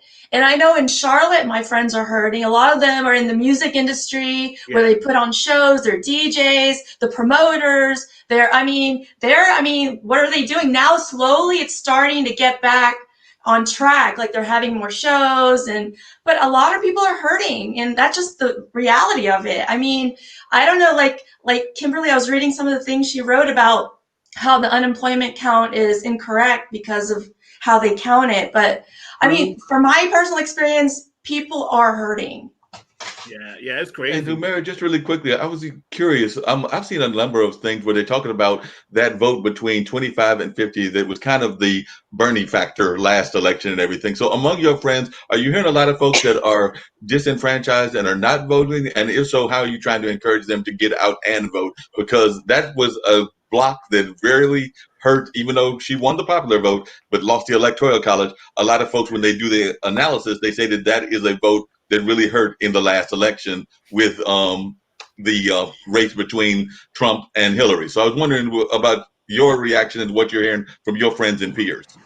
Well, I have friends ranging from the 20s all the way to the 60s, and what I found is that the climate has totally changed in the last 4 years. Like my friends, the younger friends, they are like out there protesting. They want to go vote. They're like, we have to do this. We're the generation that's going to change this world and this and that. I think even the older generation, even both Trump supporters and Biden supporters, even Trump supporters are very passionate about voting for him again. I mean, like I live in West Virginia in it's like a resort area. So there's a lot of Trump supporters here, and they're very passionate about their candidate. But even in Charlotte, like in that area, there were a lot of Bernie supporters. And when he did not win the Democratic nomination, they were upset. Like they were very upset. But then they realized at the end of the day that for them, they want to vote for someone who's not Trump. So I know people on both ends of the spectrum, and they're both very passionate. So I think, everybody I've encountered is passionate this election. Yeah, it should be. It's weird. Here we are all sitting together, just chilling with all this beautiful, positive energy and love, right? Representing all facets of the world. Why can't other people just do that? What do you think it is? There's always like Occam's razor. The simplest thing is the most popular, probable thing. Doctor, jump in. Tell us. No. This is a complete pass the ball, and I'm going to pass it over to Kimberly, and I'm just going to say one word. It's money. Kimberly, take it. Oh, could not have said that any better. And I want to round back to the unemployment talk, because the way that they generally count the unemployment, they base it on how many people get unemployment checks. So, and if you notice over the past few years, unemployment got decreased to 6 months. So the actual count of people who are unemployed, it's not real, people. So don't sit there and listen to them. Oh, unemployment's down. Yeah, just the amount of checks they write. So, so consider that when you're looking at the economy. When you look at the money, again, you look at the market bell every day, right? I do look at that, whether I'm in the stock market or not. I look at that to where my economy is going. I also look at mortgage rates. Okay. If you look at mortgage rates, you can kind of figure out how the economy is going in your area. Look at banking interest rates. All of these things, the way they adjust up or down, will determine how your community is going to be going. And so, you have to look at history to understand this. And this is a whole class in itself. But I do recommend, if you want to learn more about a lot of these things and understand the arguments that you're hearing at the debates, watch tomorrow's Economic Monday with the taxes, because you're going to have some subject matter experts on there explaining a lot of things that none of you really knew. Actually, Trump should watch him, because his statement was very ignorant. I'm going to say this right now. His statement was ignorant because when he said the Americans are really stupid for not using the same tax laws he uses, they can't. Okay, the tax laws are not made for the hard-working middle classman. If he was a real president up there doing what he said he was going to do for the hard-working middle class, he would have changed that law so that it was fair for everyone. But he didn't. He did it so he could use it. And you heard him say that. Because Obama wrote it for me. Obama wrote it for me, and I used it, and that guy got fired. So you listen to every word that's being said. This is a challenge. This is why I tell people, we're out here, we're all talking, we're giving in our opinions. A lot of times I hear people give an opinion and they miss the whole thing. I mean, as a Trump fan, if I were a Trump fan, I would have been highly insulted at that moment. But nobody heard that. Trump fans didn't hear that. Kim, what time is that tomorrow, Kim? So people know. Oh, 10 a.m. to 2 p.m. And we're actually still going to run it on one link. We're going to be changing Economic Mondays, but tomorrow will be the last day that we're running Economic Mondays on one link. We've just got so many great things going on that, we're getting more and more channels. I do want to announce a new show, guys. Ameriwood on Tuesdays, where we are connecting Bollywood with Hollywood. And let me tell you why this is great, right? Is that we're going to start inspiring all of these great entertainers and the talk of entertainment so that we can re-empower that industry again. All of you musicians, all of the artists, all of the actors and actresses, and all the elements that make that industry great. Don't forget the artist, right? But the musicians, everything and that's what Humira is going to do. She's going to connect Hollywood to Bollywood. There's also break out a little dance. Sounds great. I just had an idea, and I want to know. This is my a fusion between the red carpet with some Indian gold design, and then my flowers, because I love putting flowers in my hair, so that's my little touch right there. So this is my red carpet. I love that red carpet, and I just had a great idea. I want to come back to you, Kim, and everything. But my great idea was, since you're going to be talking to some Bollywood stars and everything, do you think that you can get Zack and some funk music on some of those Bollywood movies? I think that he would love to have that happen because he's always in his area producing music. So I'm pitching that we get Zack to do some Bollywood music. So are you down with that? I'm actually going to have different episodes focusing on different topics. In one episode, I'm definitely going to focus on music.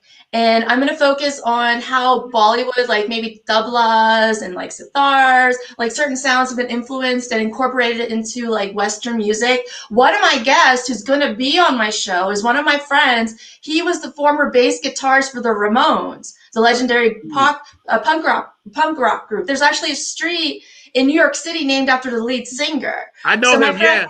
I know. I was right down the street from where they rehearsed. You're that, gonna love in the my friend garage. Dave U-Haul. He actually wasn't an original member, but he joined the band later on, and he played with them at that. What is it? The RGBC something? No, RGB. CBGB. Yeah. He has all these stories. So you can be on my guest on the show when he's going to be on. And then my cousin, he actually he's an orthopedic surgeon, but he actually had his own band.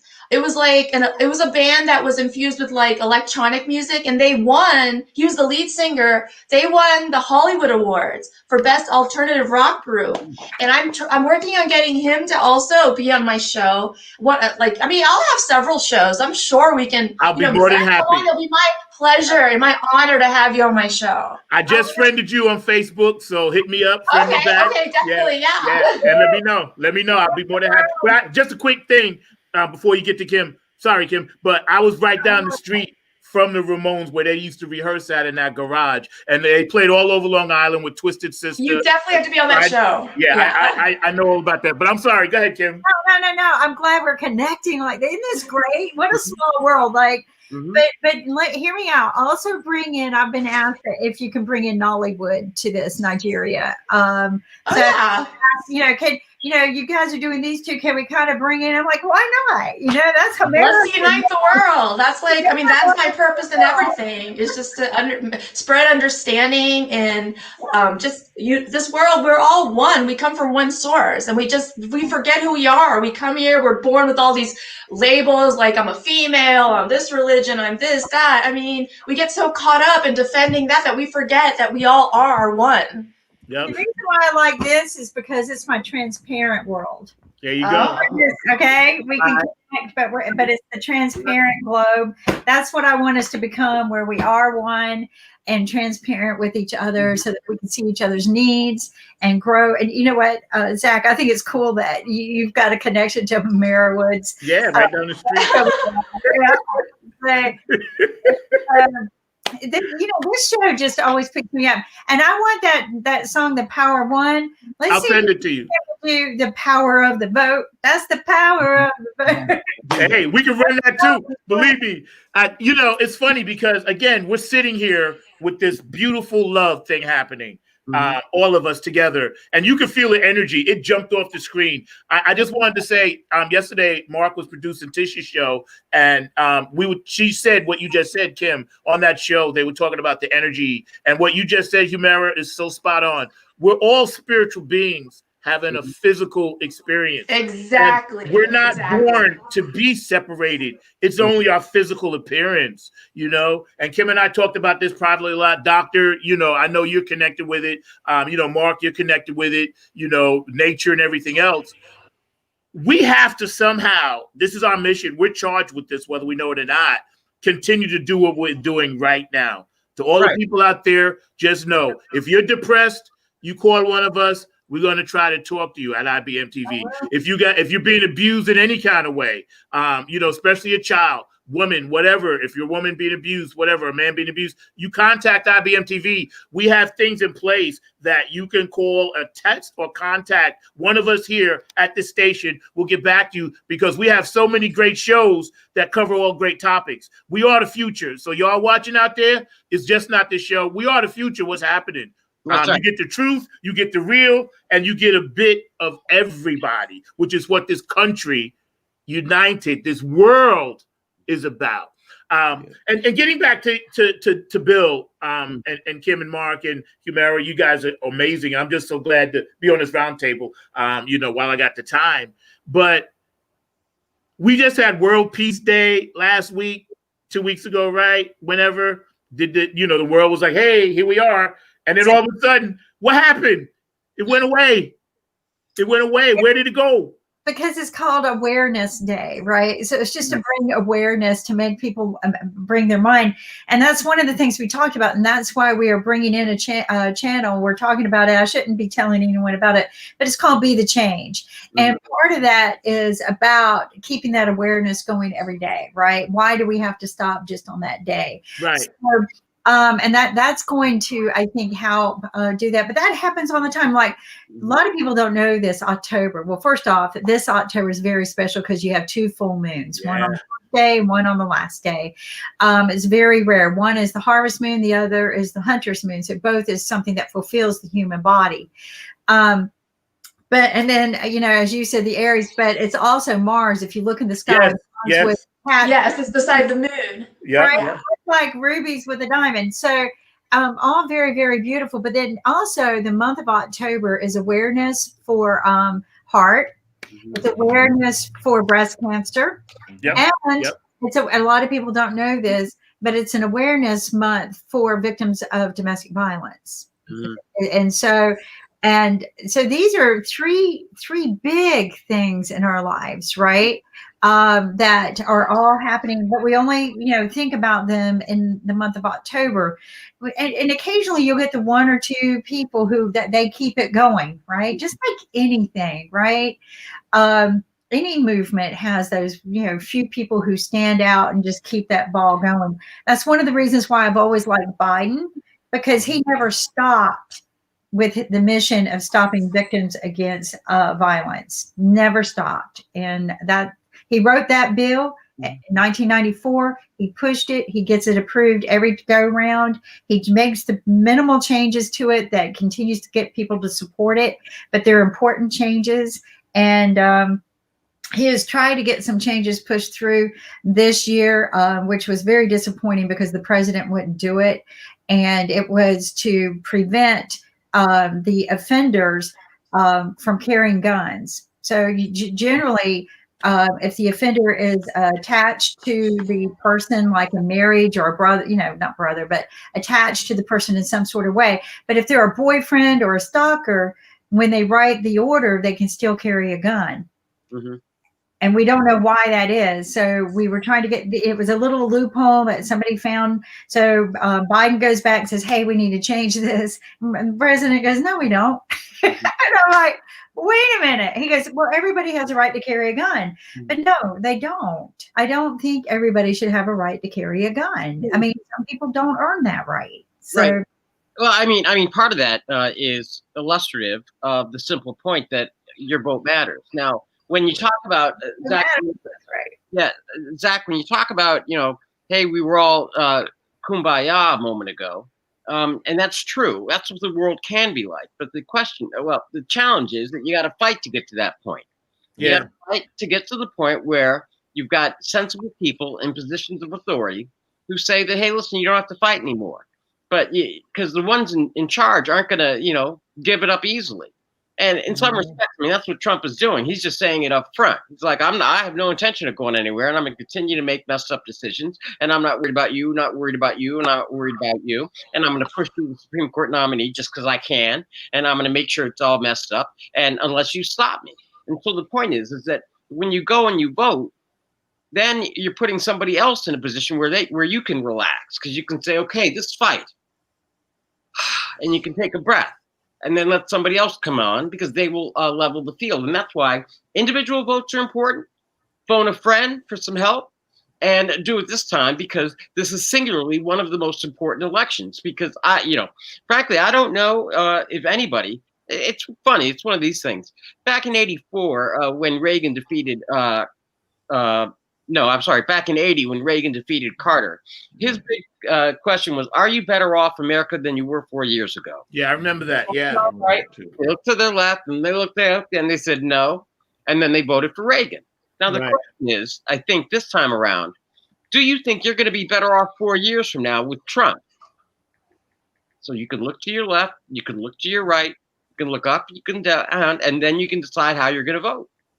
It makes a lot of sense what you're saying, Bill. Bill, one of the questions I was going to ask you is, as far as the Supreme Court nomination, where are we with that? And also, is there anything that we as people, because that's actually a nomination, but is there anything that we as people can do to try to influence what is going on? Because I think that this is probably going to be a very influential Supreme Court judge in terms of the way it sways the elections, or not so much sways the elections, but sways some very important decisions. Because I know that there's even some decisions around Roe versus Wade that are actually, I think, coming onto the Supreme Court very shortly, and that could impact that. And I know that Planned Parenthood is worried even about basic birth control. So I was wondering, in your mind, is there anything that the common man can do in order to sway things and in order to get things changed with the Supreme Court nomination that we're facing right now? Okay, first off, three things. One, a week after the November 3rd, the following week, the Republicans are trying to scrap Obamacare again at the Supreme Court level. And if it's scrapped, then that leaves 25 million people out in the cold with no health care almost immediately. And then there's no plan left. So to the common man, you can go and you can vote, because if you vote and it's the Democratic Senate, then they can replace whatever deficiencies the Supreme Court finds. That's one. Two, with regard to the process, Senator Graham had originally scheduled the hearing to begin on October 12th. That was before two members of the House, the Senate Judiciary Committee got COVID. And so now it's up in the air. So it's, I believe it's Senator Mike Lee from Utah. And then I think there's another senator. And then you guys down there in North Carolina, you have Tom Tillis, who's in trouble now, but with COVID. So the thing is that they are going to try to put off the hearing temporarily, but they're going to push this nomination through. Now, that's to give a status report where we are. Hearings are scheduled for the 12th. They're going to try to vote her out of committee on the 22nd and confirm her by October 30th, conveniently enough on Halloween. There's nothing, because that one's done. If all the Republicans stick together, they can do that. What the common person can do is vote for somebody that they know will support health care, because you have to assume that the Supreme Court is going to gut Obamacare a week after the election when they make their decision, and then it's going to go back to Congress. And right now, the House is in the hands of the Democrats. You need the Senate in the hands of the Democrats, and you need the White House in the hands of a Democrat. So the common person can go and make sure that happens in their areas. So they've just got to vote for somebody, possibly the Democrats, that's going to replace whatever the Supreme Court scraps. Y'all heard that, people. Vote, vote, vote. It's important. We say that at IBM.TV all the time. We don't care who you vote for. We just know. Vote. Got to vote. Use your voice. Got to vote. We talk about that. Well, and I want to say West Virginia, something that's very concerning to me when you talk about us pushing the Supreme Court justice this fast. One, is this common? Because I know this is a lifelong seat, like a marriage. Generally, it's a 90-day, check a person, investigate, and interviews. What are they doing different to rush this so fast? Like a shotgun wedding to me, Like it is. A shotgun wedding. Essentially, they are essentially skipping just about all of the protocols, the research that everybody gets to do, then the televised hearings, so condensing all of that stuff. But to put it in perspective, just for our audience, on average, in the entire history of the United States Supreme Court, it has taken, on average, even with the fastest ones, it's taken an average of 75 days. So that's like 2 months and a half or whatever it is, from the time that they're nominated to the time that they're confirmed. And that's somebody that nobody has an issue with, okay? And there are others, if they have an issue with, it takes longer, because that's just the average. In this case, they're talking about from the day that she was nominated to the day that they're looking to confirm her, all of 37 days. Now that cuts the 74 in half. It's never been done before. It's astounding. And it comes on the heels of the Republicans holding open the prior Supreme Court vacancy for an entire year. And that was under Obama, when Obama I remember that his nomination. So the point here is that, Kimberly, you're correct. It's never been done. It's unheard of. 37 days from nomination to possible confirmation. And you're right, it's a lifetime appointment. And there's absolutely nothing that anybody can do right now. It's just a naked grab for power. Can the people stop it? Right. That's my question. Can the people stand up and say, no, we don't want to see this happen? Because in all aspects, the government works for us. Mm-hmm. Yeah, they do. But right now, the ones who are in charge in the Senate are the Republicans have the majority. And so they're claiming that, hey, we were voted in and we have the right to do it. And Trump is claiming, hey, I was voted in and I have a right to make the appointment. And then the rules in the Senate are governed by the party in power. Right now, it's the Republicans, which means they get to make up the rules. Now, there are some things that Democrats on the Hill are doing, and that is they were reminding their Senate colleagues that, listen, if you guys do this time, and when we win the Senate, then don't expect us to reach across the aisle and be kind, because this is not how the Senate's supposed to work. This is not what you're supposed to do. But all they can have is to say, all they can say is, listen, we're going to have a long memory on this one. And that's why this election is even more important, because take back the Senate, it will change a whole lot of rules. Yeah, Roe versus Wade is up for grabs. Yeah. There's so many things, and we're still fighting. Women, you guys are fighting for this stuff. I have 2 daughters, and you guys have fought for everything. You're still not getting equal pay, like Bill said. You're still not really recognized totally in the power structure like you should be. There's not one female billionaire owner in the NFL or sports. Things like that. It's such a hill that we all got to pull each other and push each other up. But in my opinion, and it's just, again, me talking, what we're doing right now here is so important today, because this show is really educating people and telling them, listen, your vote this time is going to matter. It has to. And there's a bigger, and I ain't getting into the Illuminati, we know that, but there's a bigger thing. But for right now, what we can do, we have to turn out and vote. Bring a friend. If you can't figure out the ballot, Lord knows, get some help with it. Here's something that's important. America, around the world, especially America, stop sending unnecessary junk mail that you can wait on until after the election. You don't need to send Billy's birthday card with the gift card in it. Please just call Billy and say happy birthday, Aunt Judy, whatever. Because it slows down the process that's already been tampered with. Right. I asked my mailman the other day, I was like, yo, bro, stop bringing me junk mail. Save your time. Leave it at the post office. He says, no, it's my job. I have to. I said, but isn't that, he told me, he said, you have no idea. The coupons, catalogs, this and that. We should suspend all of that until it's the post office. Postmaster General should come out and say, listen, you're not going to get your catalog until after the election. You're not going to get all of this crap because it's unnecessary.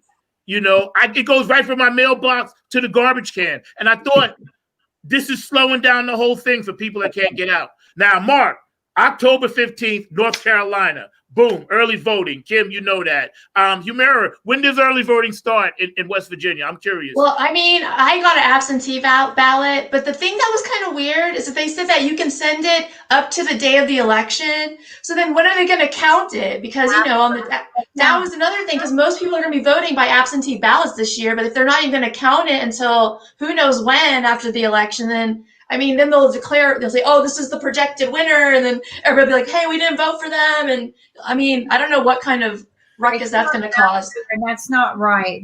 So this is what I tell people. I was told this years ago, absentee ballots are generally not counted before the campaign. A few friends of mine work at the ballot centers. And I go, what do you mean? They go, yeah, they don't count them until after. And I go, well, what's the point? Well, if there's a questionable, then they'll go ahead and count those. They shouldn't project a winner then. They should just not say anything. If an absentee ballots are coming in, they should come in before. They should say come in before. Yeah. And I don't understand why they can't take them and put them in the machine. Yeah. Right? Right. It's like, here, Pac-Man. And I don't understand. I never understood it. Who cares that we're knowing the count beforehand? Don't let it be shown anywhere, right? Wait until November 4th day. And you can even open up November 4th day. This is the count we're starting with today, just like you do with the $1 million pot, right? This is how many millions there are in the lottery on this start day. And then you're going to watch the count go up and down all day long. But the whole system is broke. It's broken. It's not for the minorities. It's not intended for the minorities. It is intended to suppress the minority vote, to suppress the minority voice. And I'm going to tell you guys, something that bothered me for years. I live way out here in the middle of nowhere country, and on family land. And my father-in-law died many, many years ago. But for many years, we kept getting a voter card for him. A voter, this is where you vote. Mm-hmm. And he's registered to vote. And I'm like, who's registering him to vote? One, he had a really weird name. So it made no sense to me. So I would take it up to them and say, I put deceased and mail it back in. They never would get the message. And so then I started carrying it in and go, look, he's deceased. Don't let anybody vote for, on his name. But it would confuse the things too. They go, oh, well, why are you bringing this now? Why didn't you just mail it in? I go, because you haven't canceled him. Right. He's still voting. Yeah, unfortunately. Well, we saw that in Chicago and other places historically and all of that. But Bill, I was wondering if you could talk to our listeners and everything as we get ready to wrap up in a few minutes and everything. But I know that enough folks don't vote. I mean, like I said, we're definitely urging people to vote that are registered. Where are we at in terms of registration? Have we exceeded those deadlines? And if not, can you tell folks how they should register and things of that nature? Because I'm oftentimes amazed at how many folks don't vote. Because like I said, there is like a percentage and a vast percentage of the population that doesn't vote that is eligible to vote. So I'd love to hear you talk about that, the importance of voting and actually getting folks registered to vote as well. Okay, I will do it quickly. And look, this is my hair on fire speech. Okay, in the NFL, if your quarterback is only completing 49-50% of his passes, you're benching him because you need somebody that's like 70, 80, and the quarterback rating 100, right? If your shooting percentage in basketball, if you're under 50% of your free throws, which Shaquille O'Neal had a problem for a while there you're like, you got to do something, right? In the United States, we only have, out of the total eligible voters, we only have a 51% participation rate. It's horrible. It's less in the primaries. It's down to 30%. Now, here's the point. The point is that that rate, even at 50%, is not good enough. There are countries where people are still dying to vote. 1, 2. Now, in the United States, here under various places, they made it really, really easy to vote. Now, some states, you got to check with your state, but you can register. Most of the registration deadlines are ending this month, sometime in October. Like here in DC, to actually register, you can register up until, I believe, the 13th. That's one way. But in DC, you can also register the day you go to vote. Yeah. So in some states, you can go. So if you go to early vote, you can register then and then vote. And then other states, you can register on the day of the election day. So you can register all the way up and through and until. But you have to check with each state. But the point is this, is that it's like getting a driver's license. Your vote is important. And another reason why the vote is important for people that just don't know, this year it also influences the census. Now, nobody thinks of the census as why this is connected, but the census is what the federal government uses to allocate money to the various districts. So if you need more money in your little district area or community area, you vote, because then the more people that live in your area, the more money that's going to come back in that area, all because you vote. You vote, and then you see the person that wins shares your values. They're reflective of your choices. That way you're not in the street. You can get them on the phone. You vote to get more money for your community. You vote so that you're heard. You vote for your kids. You vote for your parents that are sick, that need their Social Security. You vote for your mother and your daughters who, so that they can get rights redressed and close the equal pay gap. You vote for people of color so that they have rights, so that they are tired of being sick and tired of being tired about stuff. So you vote. And when you vote, you're voting for the person that's currently detained in ICE. You're voting for the person that's currently in jail who can't vote and is wrongfully convicted. You're voting for the person in West Virginia who is losing out because they don't have a rural hospital because there's not enough Medicare money to go around to pay the doctors. You're voting because you want to get rid of guns in the city. You're voting for better health care in the rural South. You're voting to help fund wildfires in the West. You're voting for, the hurricane aid that goes to disaster relief and all the emergency funding that's in the South with all the hurricanes and the rebuilding and the insurance. That's why you vote. So. Yep. You should run for politics, Bill. Bill has run for politics before, and I think Bill needs to run again. For 30 seconds. Yeah, I think Bill needs to run again. Mark, just give me 20 seconds. I think it should be a national holiday, and in other countries, it's the law that you have to vote, and that's what I was going to say. And I think they should pay every person who goes to vote a stimulus check, because we all need it. And I think that would influence everyone from 18 to 118 to get out. And actually, I think there are people 118 now. But I think that it would encourage everyone to get out and vote if they paid us all a stimulus check, if we did either do our right and vote or go to vote. I think that this is your only freedom of voice that you have. And so there should be no complaints from anyone that doesn't vote. Period. Bill, you got my vote, Bill. Yeah, Bill's got my vote too. Really quick. Yeah, real quick question, Bill. because actually Kimberly just raised it and everything. Where are we at with the stimulus checks? I know that a number of folks, Yeah, where myself are we? included, are looking for another one. So I Right. need to know where we are. So where are we at currently with the stimulus checks and the negotiations? Okay, well, the negotiations are ongoing, and the reason why we haven't heard anything yet is because they're quiet, because now they're in the real nitty-gritty of the details, and they're fighting right now. The last major issues are how much money is going to go to reimburse the states for all the costs with the COVID-related things. The parties currently are at, the Democrats are at $2.2 trillion, the Republicans are at $1.5 trillion.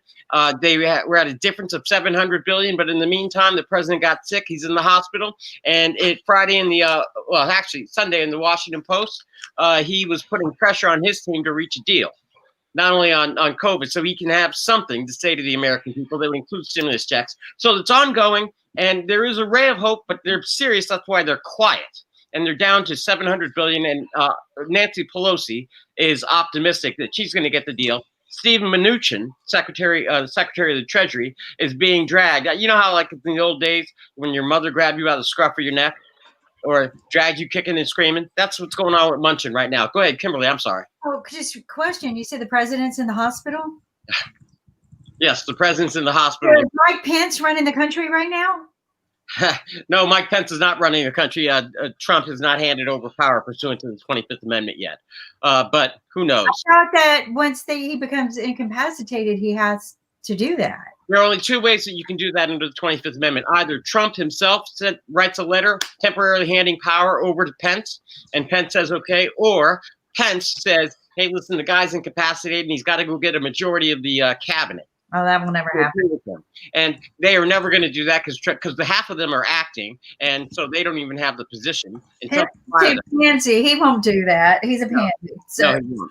Yeah, Well, I won't do that at all. I know we're going to wrap up, and I've actually got to bring on a couple of the spots of some of the shows, including one that I know me and Kim love big time and everything. But I do going to end with a little bit of a comical moment as well, because one of the things I noticed in that great debate is that according to what was going on in terms of the fires and everything, all we really need is Smokey Bear, because Smokey Bear has said that that's all we need, because he said that it was all about forest management. And if that's correct, then all we need is Smokey the Bear to solve everything. And I don't agree with that, but that's what the man is, well, now currently a Walter Reed, usually at 1600. That's what he said. And that's what I heard. Did you hear that as well? Because he said it was all Smokey Bear. Yeah.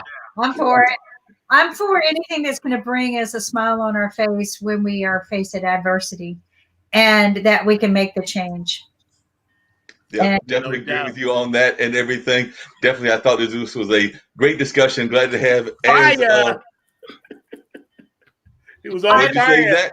I said it was on fire today. Yeah, we were on fire for sure. Great discussion. Glad to have Bill Tresvant join first Zach, and then keep this conversation going on. If you're not careful, and Zach knows this, I will get you to play that instrument. So you need to stop flashing that, or we're going to get you to play it on the air and all of that. But I'm not going to put you on the spot that way. But I did think about it. I'm sure even Zach had that thought as well. So are you ready to give us a little toot of that horn, or no? He's like, no, we're not going there at all. So he's not having that in the least bit. Humera, I've seen you pop in a couple of times. We've actually seemed to miss each other, but it was great to actually have this conversation. Thank you. I have become a big fan of yours. I should let you know that. Thank you. I've seen Tune into the my whole show, Bollywood and everything. please. So I definitely will be joining and checking out your show on Tuesdays. I hope that you'll check out mine as well. As a matter of fact, on Monday, tomorrow, we will have the director of the Full Frame Film Festival join us. So that is a documentary film festival here in Durham, but it is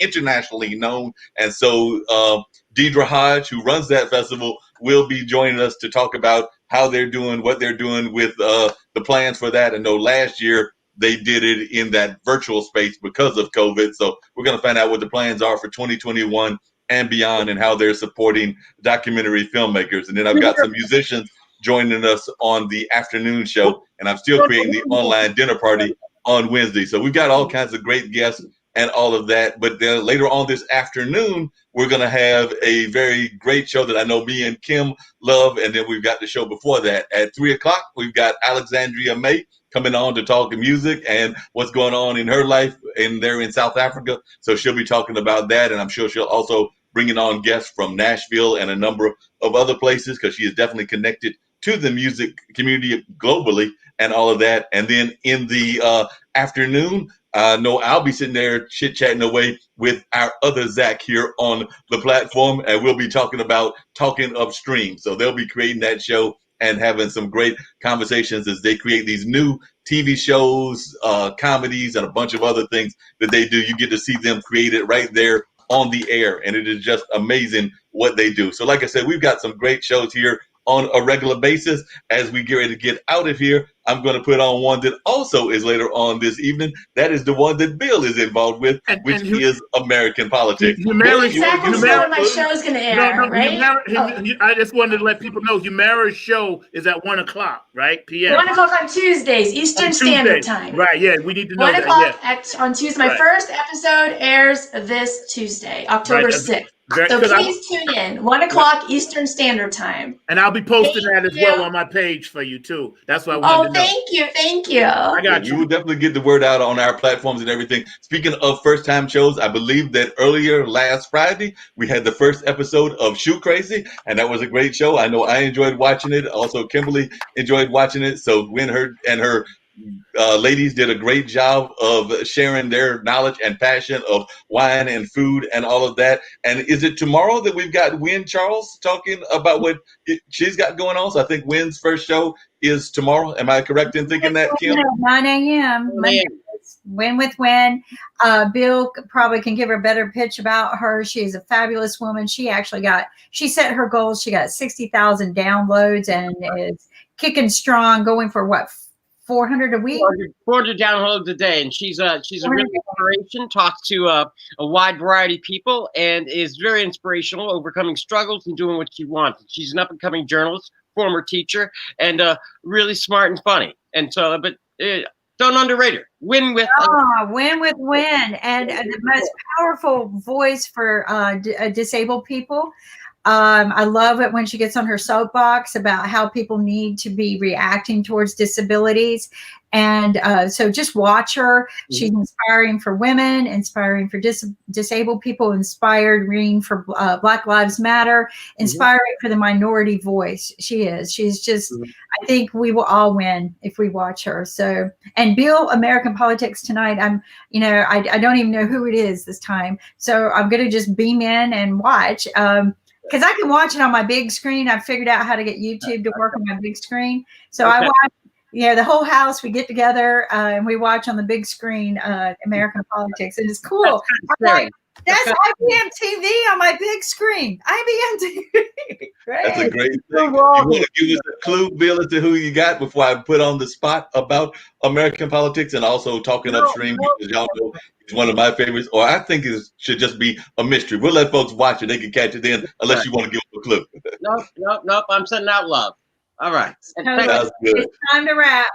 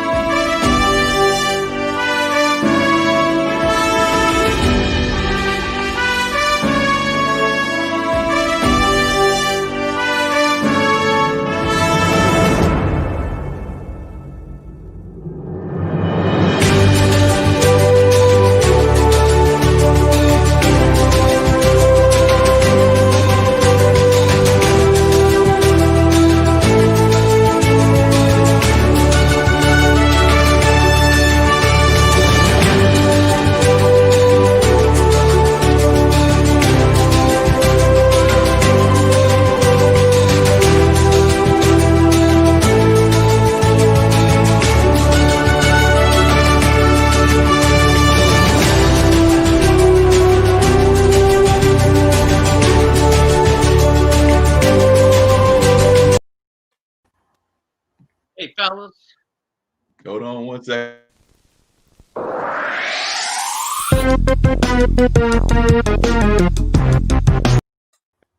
Oh.